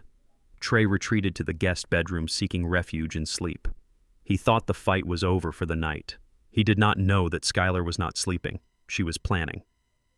Skylar sat in the kitchen, lit only by the flashlight on her phone. She was sweating. Her expensive silk blouse was sticking to her back. She looked at the dark refrigerator. She looked at the pile of unpaid bills on the counter. She made a decision. She was done with Trey. He was a sinking ship, and Skylar was not the type to go down with the captain. She was the type to steal the only lifeboat and row away while watching him drown. She waited until she heard Trey's heavy breathing from the hallway. Then she crept into the home office. She opened Trey's laptop. It still had 12% battery life remaining. That was enough. She knew the password. It was her birthday. Of course it was. Trey was sentimental. Skylar was strategic. She logged in. She didn't look at the family photos. She didn't look at the personal emails. She went straight to the folder marked confidential. She was looking for the holy grail of the construction industry. The client list. This was not just a list of names. It was a database containing the personal contact information of the biggest developers in the Southeast. It had bid histories. It had profit margins. It had the private cell phone numbers of city planners and zoning commissioners. It was the result of 40 years of my handshakes and my integrity. In the wrong hands, it was worth millions. Skylar pulled a USB drive from her purse. Her hand trembled slightly as she plugged it in. Not from guilt, but from adrenaline. She dragged the folder onto the drive. The progress bar crawled across the screen, copying 2 500 files. She watched the blue bar fill up. She smiled. This was her exit strategy. She would sell this list to Gavin Thorpe. Gavin was my biggest rival. He was a man with no morals and deep pockets. He had been trying to infiltrate my network for a decade. Skylar knew he would pay cash for this. Enough cash to get her a penthouse in Miami and a divorce lawyer who could shred Trey into pieces. The copy finished. She pulled the drive out. She shut the laptop. She walked out of the house into the humid night. She got into her car, which she had hidden down the street to avoid the repo man. She drove toward Gavin Thorpe's office. She thought she was driving toward freedom. She didn't know she was driving straight into a minefield. I was awake when the notification triggered on my secure server. Access alert, unauthorized copy, terminal ID Trey home office. I sat up in bed. I adjusted my pillows. I did not call the police. I did not call Trey. I simply poured myself a glass of water and waited. I had been waiting for this moment for 6 months. You see, I know human nature, and I know Skylar. I knew that when the pressure got high enough, she would try to sell the family's secrets. It was inevitable. That was why, 6 months ago, I had instructed my IT director to create a honeypot. We created a duplicate folder on Trey's laptop. It looked exactly like the real database. It had the same file names. It had the same size. But the data inside was poison. The phone numbers were redirected to a sex hotline in Las Vegas. The email addresses were dead ends. The bid histories were inflated by 300%, and the private notes on the clients contained insulting remarks that would get anyone sued for libel if they ever tried to use them. Skylar didn't check the files. She didn't understand the construction business well enough to know what she was looking at. She just saw the file names and saw dollar signs. She met Gavin Thorpe in the parking lot of a diner at 2 a.m. I had a private investigator parked 3 rows back taking photos with a long lens. Skylar handed over the USB drive. Gavin handed her a thick envelope. It was an advance, $10,000 in cash. He promised her another $50,000 once he verified the data. Skylar took the money. She counted it with greedy fingers. She laughed. She probably made a joke about me. She probably said the old man never saw it coming. Gavin drove back to his office. He was eager. He wanted to steal my upcoming bid for the new stadium project. He plugged the drive into his mainframe. He opened the files. He started his data mining program. That was when the trap snapped shut. The files were not just garbage. They were tagged with a digital tracker. The moment Gavin opened them on his corporate network, the tracker pinged my lawyer's server. It recorded his IP address. It recorded the time. It recorded the fact that he was in possession of stolen digital property. But the immediate payoff was even sweeter. Gavin tried to call the first number on the VIP list. He thought he was calling the mayor of Atlanta. Instead, he was connected to a recorded line that played circus music and asked for a credit card number for adult entertainment.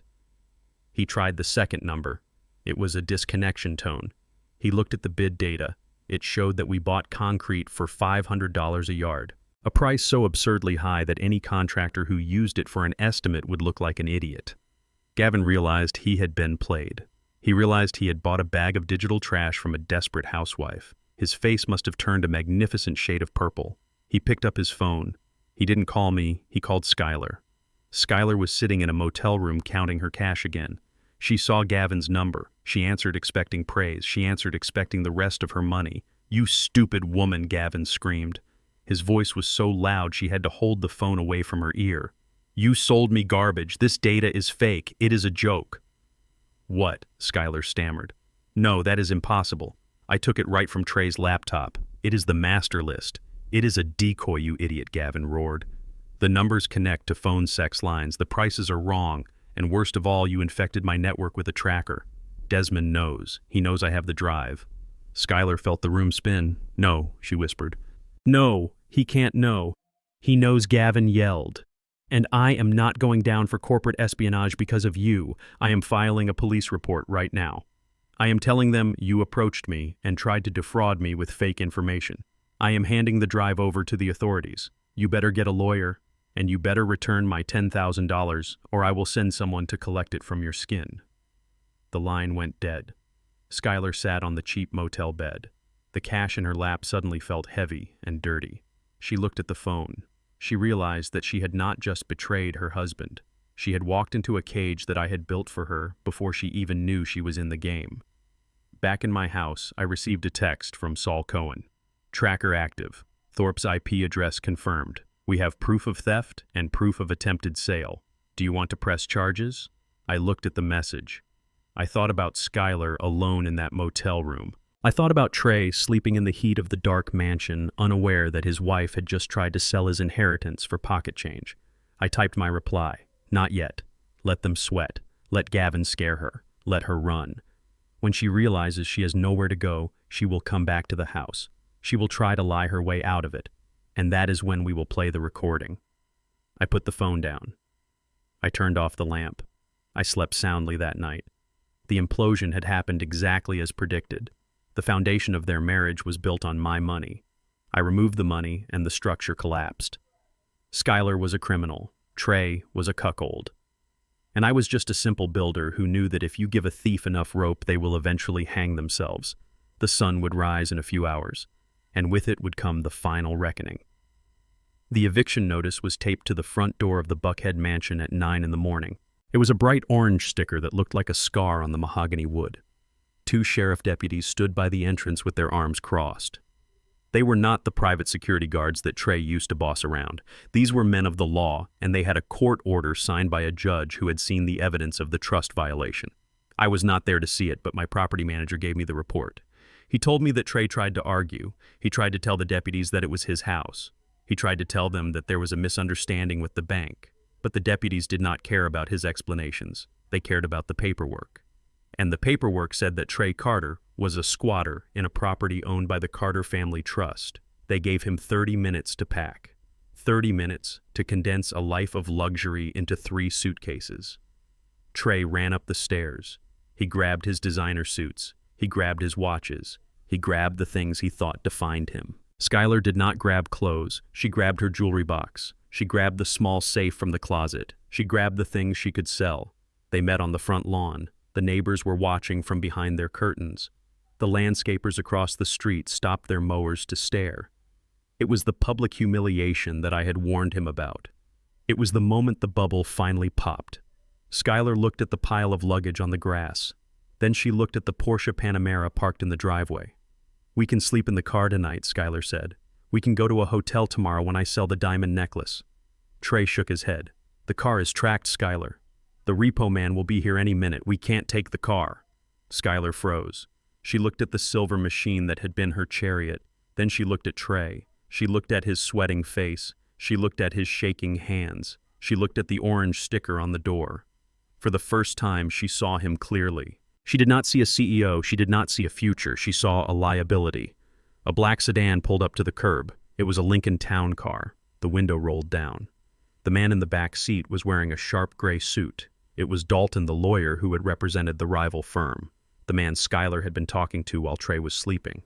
Skylar picked up her jewelry box. She picked up her Louis Vuitton bag. She did not pick up Trey's hand. "Where are you going?" Trey asked. His voice was small. "I am going to survive," Skylar said. She walked toward the black car. She did not look back. She did not say goodbye. She did not apologize. "Skylar, wait!" Trey screamed. "You can't leave me. We are married. We are in this together." Skylar stopped at the car door. She turned around. The look on her face was not anger. It was indifference. It was the look you give to a stranger who has stepped on your shoe. "You are broke, Trey," she said, "and broke is not a good look on me." She got into the car. The door slammed shut. The Lincoln drove away, disappearing down the tree-lined street. Trey stood alone on the curb. The deputies were locking the gate. He had 3 suitcases. He had $12 in his pocket. He had no wife. He had no home. He had no father. He dragged his suitcases down the sidewalk. He walked for 3 miles until his blisters broke. He sat on a bus stop bench as the sun went down. The sky turned a bruised purple. The street lights flickered on. The reality of his situation settled on him like a heavy, wet blanket. He was 32 years old, and for the first time in his life, he was completely and utterly alone. The night got cold. It was unseasonably cold for Atlanta in May.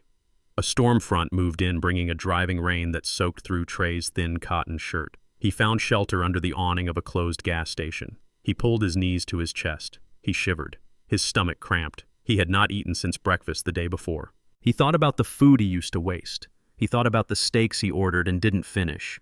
He thought about the sushi platters he threw away because they weren't fresh enough. The hunger was a sharp, physical pain that twisted his insides. He watched cars drive by, people going home to warm houses, people going to dinner. He was invisible to them. He was just another shadow in the city. He reached into his pocket and pulled out his phone. The battery was at 4%. The screen was cracked from when he dropped it on the sidewalk. He looked at the contact list. He scrolled past his fraternity brothers. They wouldn't answer. He owed them money. He scrolled past his business partners. They hated him.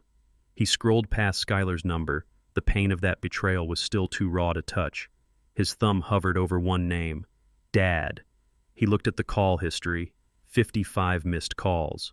55 times he had called me in a panic, demanding money, demanding answers, demanding his way. 55 times I had ignored him. He hesitated. His pride was a stubborn thing. It had survived the eviction. It had survived the breakup. But it could not survive the hunger. It could not survive the cold rain that was blowing sideways into his face. He needed a savior. But he knew he didn't deserve one. He pressed the call button. My phone rang at 2 a.m. I was awake. I was sitting in my study reading a book but not turning the pages. I knew this call was coming. I had been waiting for it. The timing had to be right. If I answered too soon, he would think he could negotiate. If I answered too late, he might break beyond repair. I looked at the screen. The 56th call. I picked it up. Hello? My voice was calm. It was not angry. It was not warm. It was the voice of a mountain. Dad. Trey's voice was a whisper. It was shaking. I could hear the rain in the background. I could hear the cars rushing by on wet pavement. Dad, I am cold. I did not say anything. I let the silence stretch. I let him hear his own vulnerability. I have nowhere to go. Trey sobbed. Skylar left me. They took the house. I am at the gas station on Piedmont. I am hungry, Dad. Please, just transfer me $50.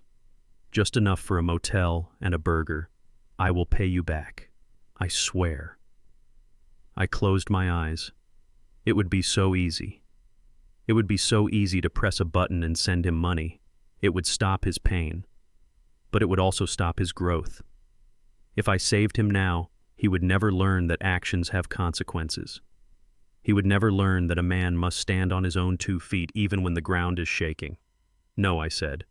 What Trey gasped. Dad, please, I am begging you. I am your son. You are my son, I said. And that is why I will not give you money. Money is what got you here. Money is the poison that made you think you were better than the people who built your house. If I give you money tonight, you will just be a beggar with a full belly. Tomorrow you will be hungry again. Then what do I do? Trey cried. Do you want me to die out here? I want you to live, I said. But I want you to live like a man. I stood up and walked to the window. The rain was lashing against the glass. I have a job opening, I said. A job, Trey asked. His voice was confused. You mean at the office? No, I said. The office is closed. I have a job at the new site, the high-rise on 10th Street. We are pouring the foundation. I need a laborer. A laborer, Trey stammered. But Dad, I have an MBA. I am an executive. You are a homeless man with 4% battery life, I said. That is your reality. The job pays $15 an hour. It starts at 6 a.m. You will wear boots. You will wear a hard hat. You will carry bags of cement. You will shovel gravel. You will do what Lewis tells you to do. And you will not complain. There was a long silence on the other end of the line. I could hear Trey breathing. I could hear the war going on inside his head. the war between his ego and his survival. $15 an hour, he whispered. That won't even pay for a taxi. Then walk, I said. It is 3 miles from where you are. If you start walking now, you will get there by 5:30. That gives you 30 minutes to drink some water and find a pair of gloves. Dad. This is cruel, Trey said. No, son, I said. This is mercy. Skylar left you because you were useless. The world ignored you because you were broke. I am offering you the only thing that no one can ever take away from you. I am offering you the chance to earn your dinner. My battery is dying, Trey said. The panic was rising again. Then make a choice, I said. 6 a.m., gate 4, ask for Lewis. If you are 1 minute late, the job is gone. And if you don't show up, do not call me for the 57th time, because I won't answer. I hung up. I put the phone down on the desk. My hand was trembling. It was the hardest thing I had ever done. Leaving my son in the rain felt like tearing out my own heart, but I knew that the rain would wash him clean. I knew that the hunger would sharpen his mind. I went to the kitchen and made a pot of coffee. I would not sleep tonight. I would wait. I would drive to the site at 5 a.m., and I would sit in my truck and watch the gate. I needed to know if my son was strong enough to survive the death of his ego. I needed to know if the boy I raised could become the man I needed him to be. The night was dark, and the rain was relentless. But somewhere out there on the wet streets of Atlanta, Trey Carter was taking the first real steps of his life. He was walking toward the bottom so he could finally find solid ground. The 56th call was over. The 57th step was up to him. The sun had not yet risen when Trey walked through gate 4. The sky was a bruised purple and the air was thick with the smell of diesel and wet concrete. He was wearing a pair of work boots I had bought for him at a thrift store and a yellow safety vest that hung loosely on his frame. He did not look like an executive. He looked like a ghost haunting a graveyard of steel. Lewis was waiting for him by the mixer. Lewis did not smile. He did not offer a handshake. He pointed to a pallet of Portland cement bags. Each bag weighed 94 pounds. There were 50 bags on the pallet. Move them, Lewis said. The mixer needs to be fed.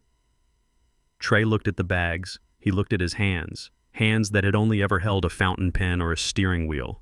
He reached down and grabbed the first bag. He grunted. The weight was shocking. It was dead weight, dusty and unyielding. He hefted it onto his shoulder. The rough paper scraped against his neck. He staggered toward the mixer 10 yards away. By the 5th bag, he was sweating through his shirt. By the 10th bag, his breathing was ragged gasps that sounded like tearing fabric. By the 20th bag, the disaster started. Trey did not know how to lift. He was lifting with his back, not his legs. He was gripping the bags too tight. The paper packaging was coated in fine cement dust. It acted like sandpaper. I watched from the foreman's trailer. I saw him wince. I saw him drop a bag and a cloud of gray dust exploded into his face. He coughed until he retched. He wiped his face with his sleeve, mixing the dust with sweat to create a gray sludge that stung his eyes. He looked at his hands. The friction had done its work. Massive blisters had formed on his palms and fingers. They were white and fluid-filled bubbles of agony. He tried to adjust his grip. He grabbed the next bag. Pop! I saw him flinch. The skin on his palm had sheared off. Raw pink meat was exposed to the gritty dust. Blood began to smear onto the cement bags. It was bright red against the gray. He stopped. He stood there panting. He looked at the blood. He looked at the remaining 30 bags. His legs were shaking. His lower back was in spasms. He looked toward the trailer, hoping I would come out, hoping I would say that was enough, hoping I would give him a break. I did not come out. I took a sip of my coffee and watched. If he stopped now, the lesson was lost. The pain was the teacher. The blood was the tuition. Trey realized no help was coming. He let out a low growl of frustration. He grabbed the bag with his bleeding hands. He screamed as the raw skin touched the paper. But he lifted it. He threw it into the mixer. He went back for another, and another. He was crying now. Tears were cutting tracks through the dust on his face. But he didn't stop. He moved every single bag until the pallet was empty. At noon, the site whistle blew. The sound was sharp and piercing. It signaled the 30-minute lunch break. The silence that followed was heavy. The engines died. The hammering stopped. The crew gathered under the shade of the unfinished second-floor slab. These were men who had worked for Carter Holdings for years. They were the men Trey had tried to fire. They were the men whose pensions he had threatened. They sat on overturned buckets and coolers opening their lunchboxes. They ate thick sandwiches and drank iced tea. They laughed and joked with the easy camaraderie of men who trust each other with their lives. Trey did not have a cooler. He did not have a bucket. He collapsed onto a pile of lumber in the direct sun. He was too tired to move to the shade. He held his hands in his lap. They were trembling uncontrollably. They were covered in dried blood and concrete dust. He looked at the crew. He was waiting for someone to invite him over. He was waiting for someone to offer him water. No one did. "Hey, CEO," a voice called out. It was Big Marcus. He was chewing on an apple. "And you missed a spot over there. I think I saw a pebble you didn't sweep up." The crew erupted in laughter. It was a harsh, cruel sound. "Where is the Porsche?" Trey, another man, asked. "Did you forget where you parked it? Or maybe the bank repossessed your driving skills too?" "Look at his hands," Marcus said, pointing with his knife. "Baby hands. Never done a day of work in his life. He thinks he can come down here and play construction worker. He will be gone by 2 o'clock. I bet $50 he walks off site before the concrete truck gets here." "I will take that bet," Lewis said. "I say he quits in 10 minutes. Look at him. He is broken." Trey heard every word. His face burned with shame. He looked at the gate. It was open. It was just 50 yards away. He could stand up. He could walk out. He could disappear into the city. The pain in his hands was blinding. The humiliation was suffocating. He hated them. He hated me. He hated the world. He started to push himself up. He was going to quit. He was going to prove them right because it was easier to be a failure than to be a punching bag. He got to his feet. He swayed. He took one step toward the gate. Then he stopped. He saw something. Across the site near the rebar station, a figure was working. It was a man wearing a white hard hat. The man was 68 years old. He was wearing a plaid shirt soaked in sweat. He was kneeling on the ground tying steel rebar with a pair of pliers. It was me. I was not in the trailer. I was not in the air conditioning. I was down in the dirt. I was tying the steel that would hold the building up. I moved with a rhythm practiced over 4 decades. Twist, cut, twist, cut. My hands were scarred. My knees were aching. But I did not stop. Trey watched me. He watched the owner of the company working harder than the youngest laborer. He saw the respect the other men gave me. They didn't mock me. They didn't laugh. They worked faster because I was working. He looked at the gate again. Then he looked at me. He realized something in that moment. He realized that the gap between us wasn't money. It wasn't education. It was this. It was the willingness to bleed for what you built. He sat back down on the lumber. He turned his back to the gate. Lewis walked over to him. He didn't look at Trey. He simply dropped a brown paper bag on the wood next to him. "Eat," Lewis said. "If you pass out, I have to do paperwork. And I hate paperwork."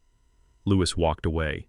Trey opened the bag. Inside was a sandwich, 2 slices of cheap white bread, a single slice of bologna, no cheese, no mayonnaise, and a lukewarm bottle of water. It was the saddest lunch he had ever seen. A week ago, he would have thrown it in the trash. A week ago, he was eating lobster bisque at the club. He picked up the sandwich with his bloody hands. The bread got stained with red smears. He took a bite. The bread was dry. The meat was salty. It was hard to swallow. But as he chewed, he felt something strange. The food hit his empty stomach and spread a warmth through his body. It wasn't just calories. It was fuel. It was the first meal he had earned with his own sweat. He didn't use my credit card to buy it. He didn't use his name to get it. He paid for it with the skin on his palms. He took another bite and another. He drank the water in one long gulp. He wiped his mouth. He looked at his hands again. They were ugly. They were damaged. But they were his. The whistle blew again. Back to work.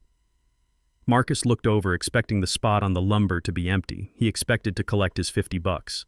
But Trey was standing up. He put on his gloves over his bandages. He winced, but he pulled them tight. He walked back to the mixer. I stood up from the rebar. I caught his eye across the dusty lot. I didn't smile. I didn't wave. I just nodded once, a short, sharp nod. Trey nodded back. He grabbed a shovel. He dug it into the gravel pile. He threw the load. He dug again. He was still slow. He was still weak, but he was there. The boy who drove a Porsche was dead, buried under the cement dust. The man who was digging out from the rubble was someone I didn't recognize yet. But for the first time in 32 years, I was interested in meeting him. The winter winds had passed and the humid heat of an Atlanta summer had returned. It was July. On the construction site on 10th Street, the skeleton of the building was now covered in glass and steel. We were ahead of schedule. The rhythm of the work was a steady drumbeat that matched the pulse of the city. Trey was no longer the soft boy who fainted from lifting a cement bag. He was lean. His skin was darkened by the sun and his hands were callous and scarred. He had been promoted to assistant foreman not because of his last name, but because he was the first one on site and the last one to leave. He lived in a small apartment near the stadium. He drove a 10-year-old truck. He paid his own bills. He was building a life that actually belonged to him. But the past has a way of showing up just when you think you have buried it. It happened during the lunch break. The crew was sitting in the shade eating and talking about football.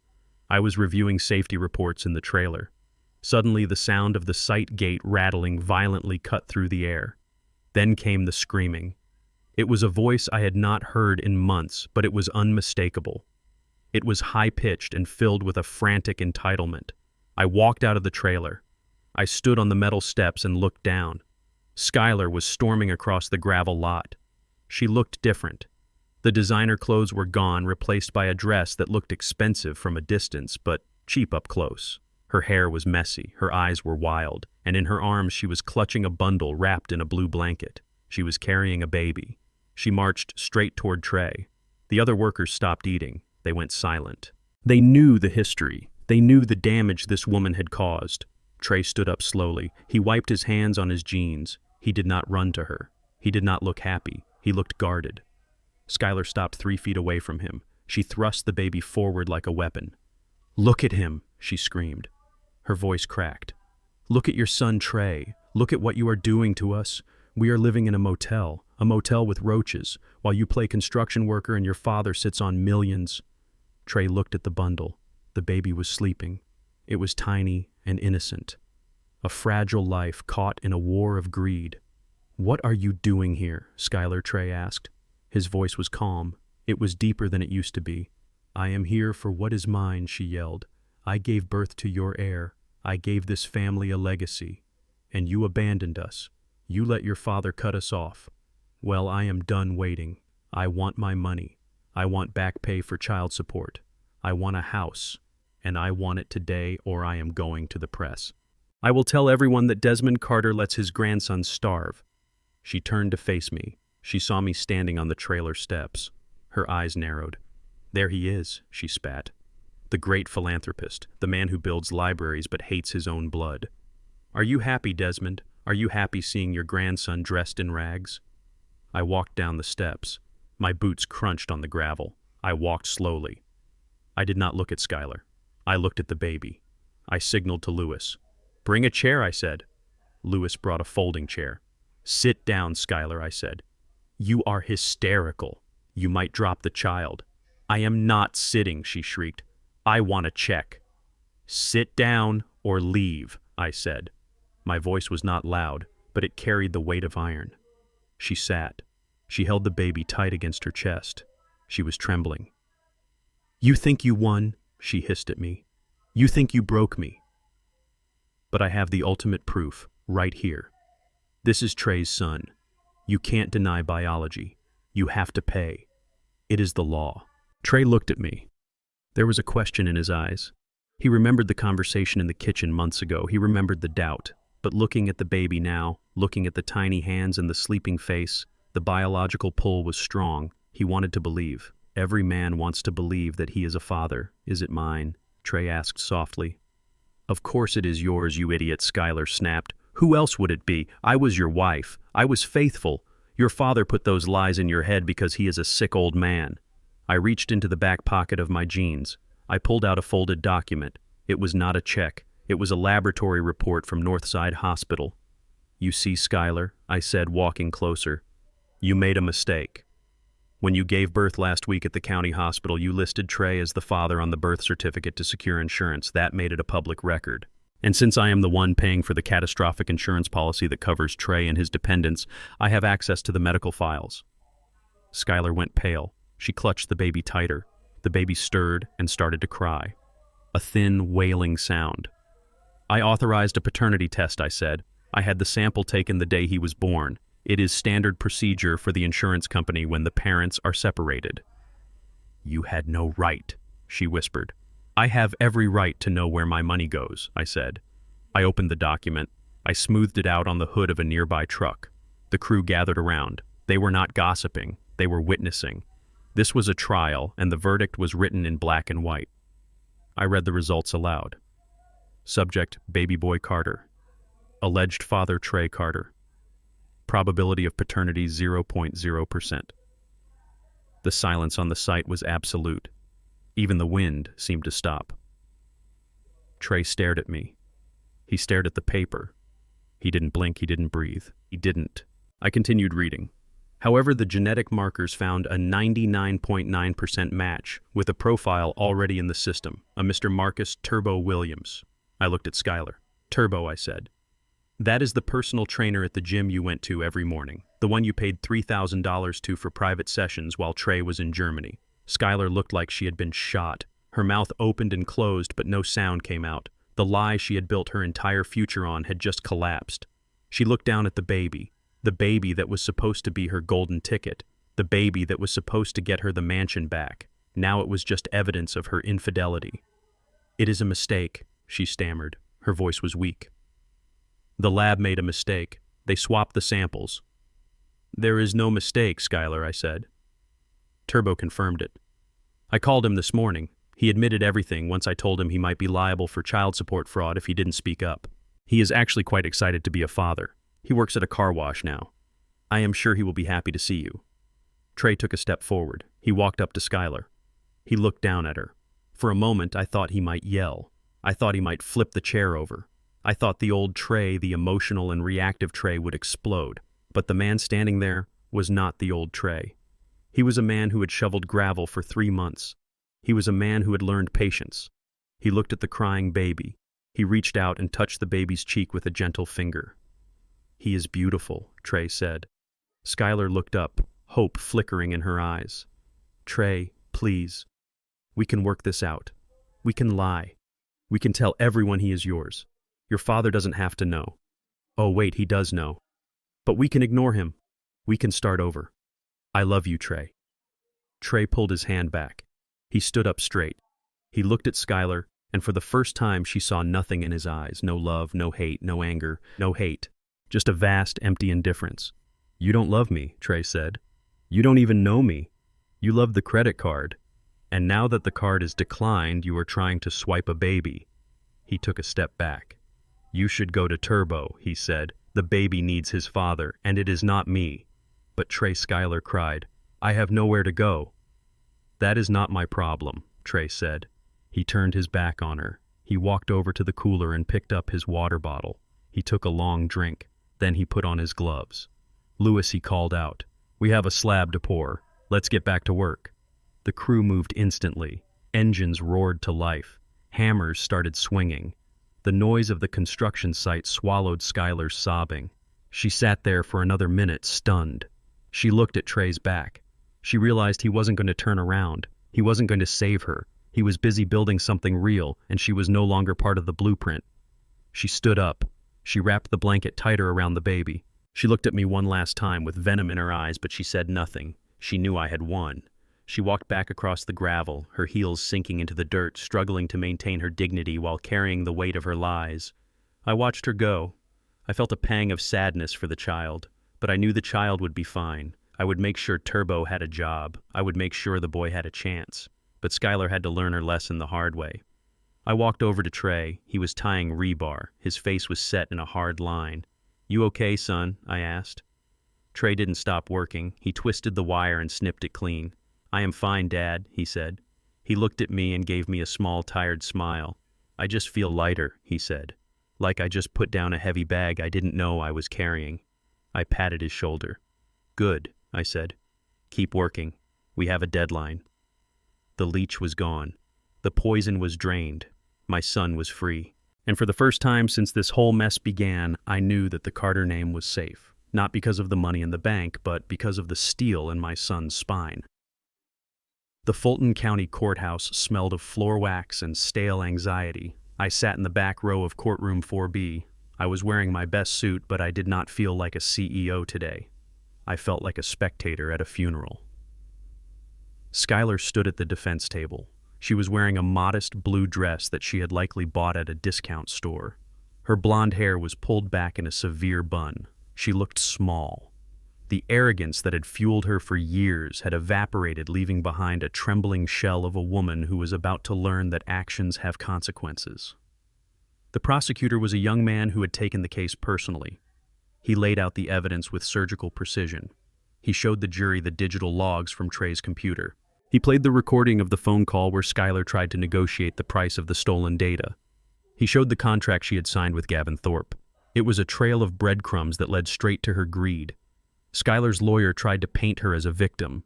He argued that she was under financial duress. He argued that she was a confused young mother acting out of desperation. But the judge was not buying it. The judge was a woman in her 60s with eyes that had seen every lie in the book. She looked at Skylar not with pity, but with disappointment. Skylar wept when she took the stand.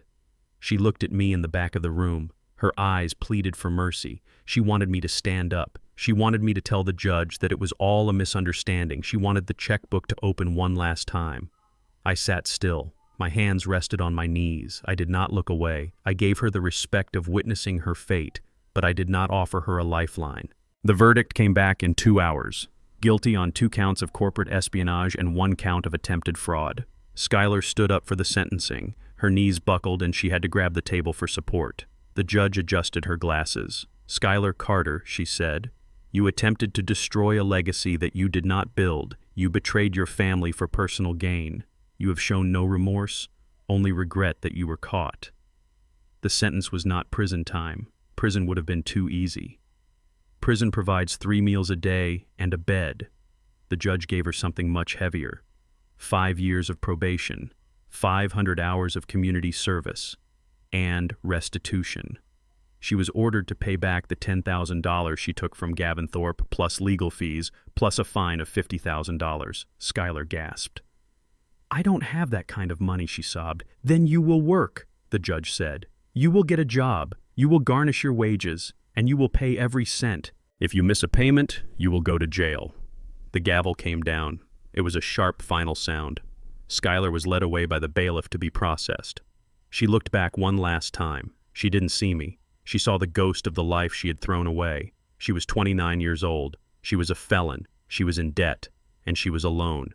Justice was not a lightning bolt from the sky. It was the slow, grinding weight of a monthly payment plan that would remind her of her greed for the next 10 years. I walked out of the courthouse into the bright autumn sun. I took a deep breath. The air tasted clean. I did not feel happy. I felt resolved. The tumor had been removed. Now it was time to see if the patient had survived. 6 months passed. The leaves turned gold and then fell, leaving the trees bare. The construction site on 10th Street had transformed. The steel skeleton was now a gleaming tower of glass. I parked my truck at the gate. I did not announce my arrival. I put on my hard hat and walked onto the site. The noise was deafening, saws buzzing, drills whining, men shouting orders. It was the symphony of progress. I looked for the foreman. Lewis had retired last month. He had earned his rest. I had appointed a new foreman, a man who had started at the bottom.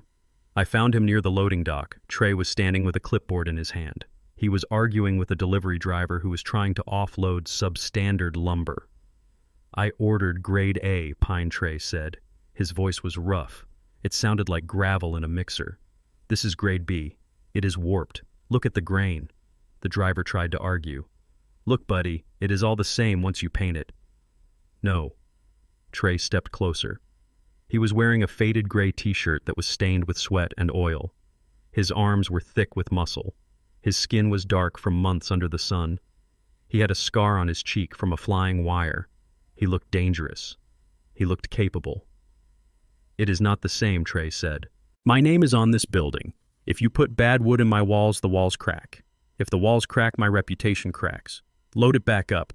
Bring me what I paid for or get off my site."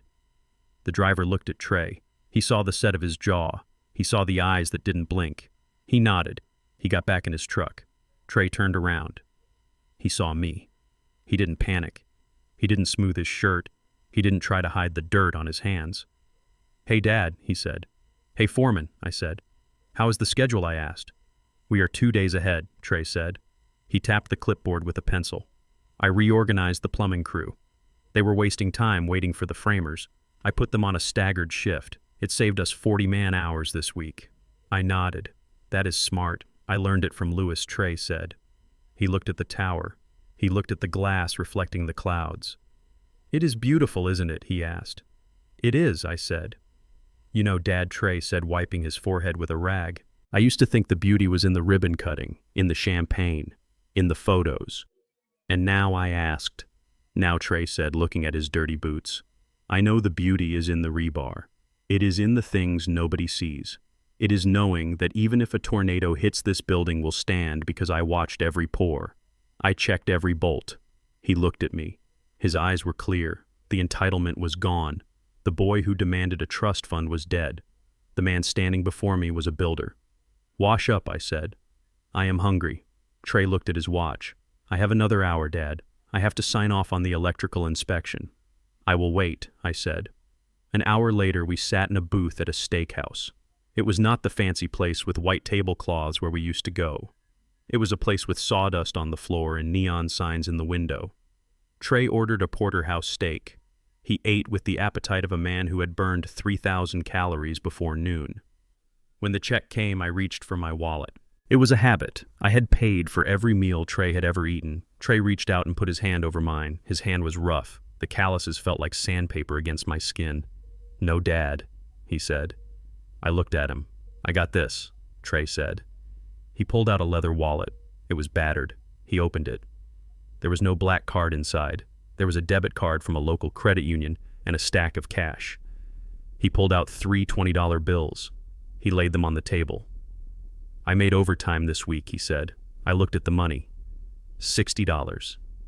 It was nothing to me. It was a rounding error in my bank account. But to Trey, it was everything. It was sweat. It was back pain. It was early mornings and late nights. It is the best money I have ever seen, I said. Trey smiled. It was a real smile. It reached his eyes. I heard about Skylar, he said. I nodded. She has 5 years of probation. I hope she finds peace, Trey said. You are not angry, I asked. No, Trey shook his head. I was angry for a long time. I was angry at her. I was angry at you. I was angry at the world. But anger is heavy, Dad.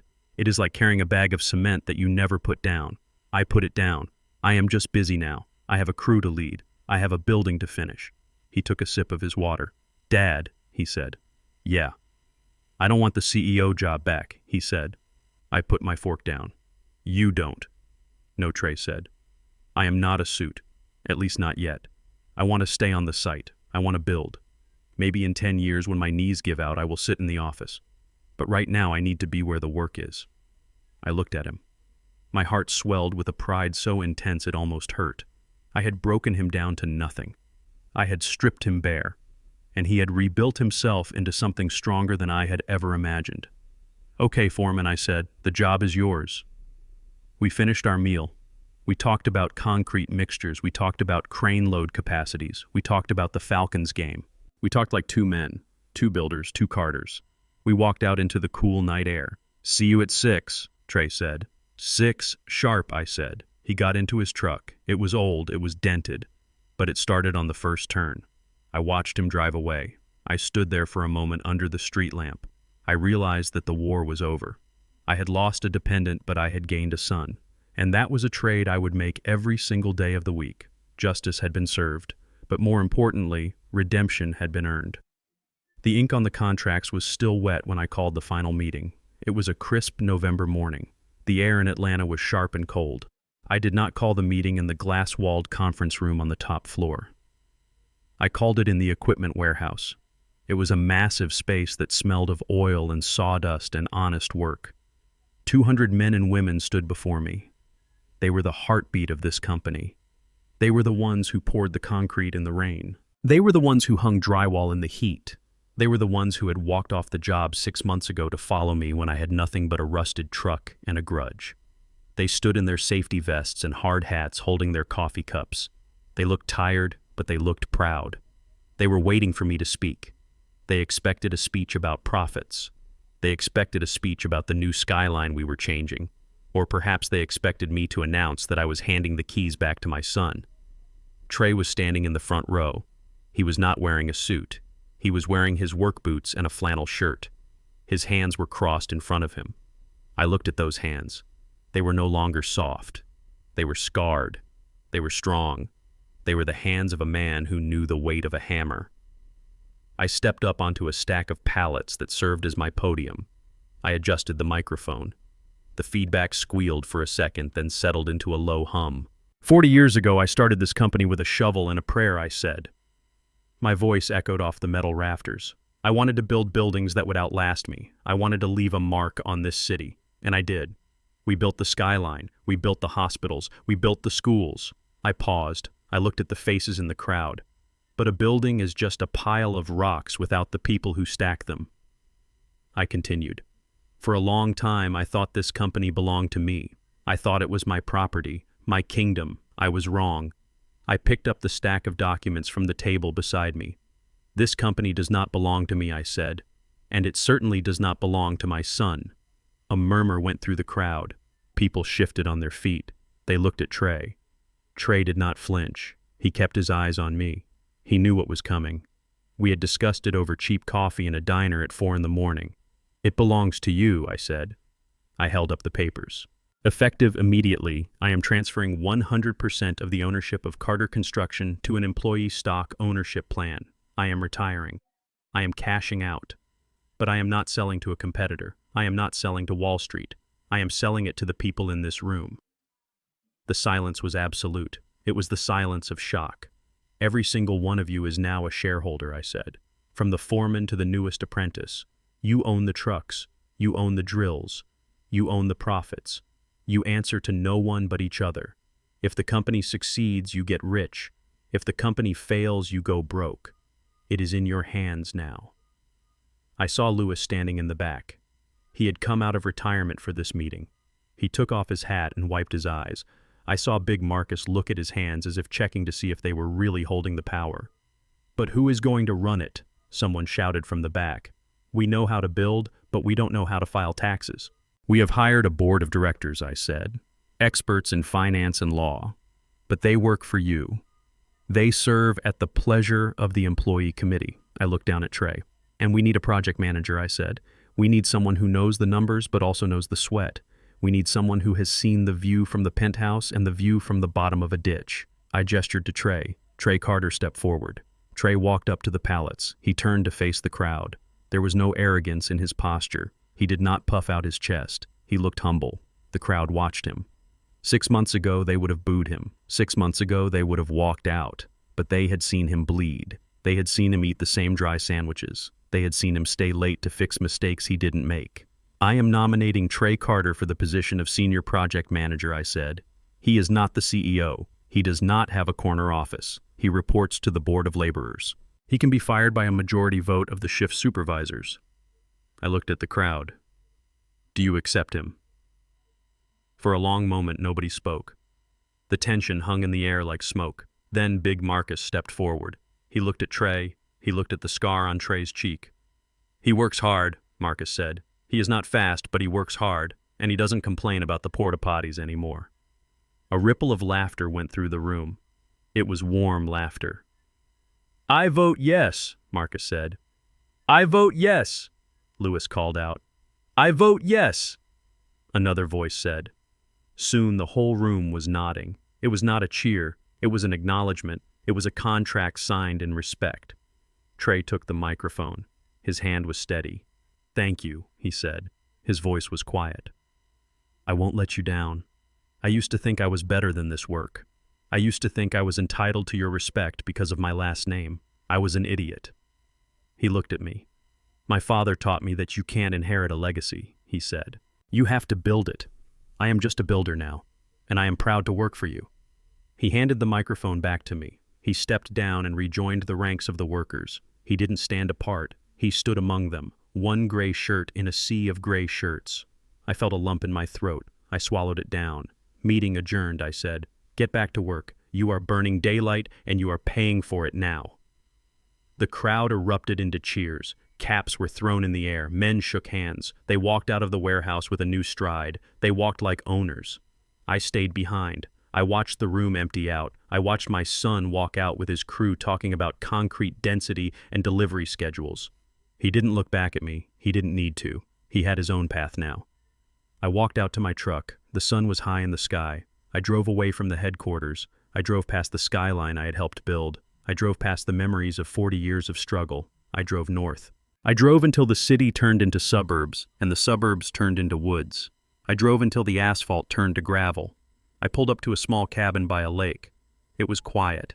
The only sound was the wind in the pines and the water lapping against the dock. I got out of the truck. I left my phone on the dashboard. It was buzzing with notifications. Lawyers wanting signatures.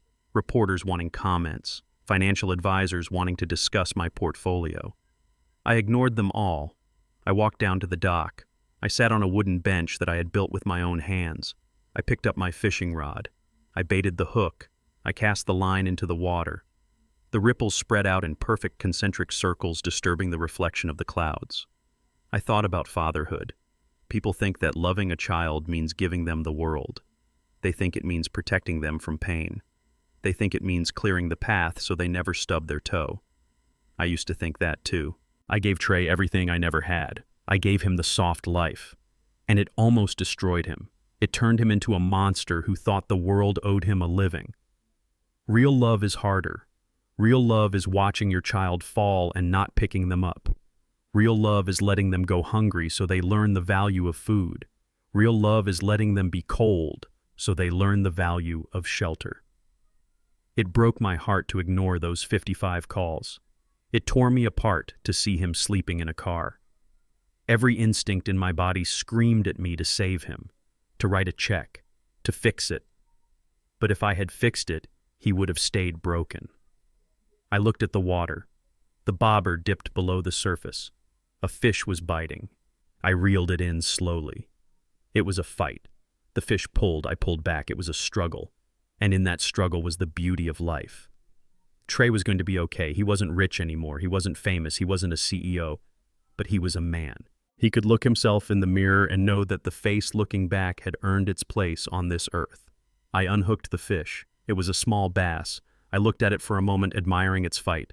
Then I tossed it back into the water. "Go on," I whispered. "Love." I sat back on the bench. The sun was setting, painting the sky in shades of orange and violet. My phone was still in the truck. I didn't need it. The story was over. The text message that started it all seemed like a lifetime ago. "Don't come back," he had said. And I hadn't come back. Not to the company. Not to the old way of doing things. I had moved forward, and I had dragged him forward with me. I took a deep breath of the cold air. I felt peace. Deep, abiding peace. I am Desmond Carter. I was a builder of buildings. Now I am just a man fishing on a lake. And for the first time in my life, the foundation under my feet feels completely solid. If you are listening to this and you are a parent, do not be afraid to be the villain in your child's story. Sometimes the only way to save them is to let them burn. And if you are a child listening to this and you think the world owes you something, look at your hands. If they are not dirty, you have not earned it yet. This is Min Dan Ong Den. Thank you for listening to my story. If you have ever had to make a hard choice to save someone you love, tell me in the comments. I read every single one. Don't forget to like and subscribe for more stories about justice and truth. The sun is going down now. It is time for me to go home. The screen goes black. The story ends, but the lesson remains. This journey taught me that the greatest gift a parent can give is not a trust fund, but the opportunity to struggle. Comfort is often a cage that keeps our children weak. By stripping away Trey's unearned privilege, I didn't destroy him. I liberated him. I learned that a true legacy isn't built on bank accounts or surnames, but on the calluses of hard work and the integrity of one's character. Real wealth is not what you have in your pocket, but what remains in your soul when the pockets are empty. If you believe that respect must be earned and not inherited, please hit that like button to support the channel. And I want to ask you a difficult question. Would you have the strength to let your own child hit rock bottom if it was the only way to save them? Tell me your thoughts in the comments below. Don't forget to subscribe for more stories of justice and redemption. Until next time.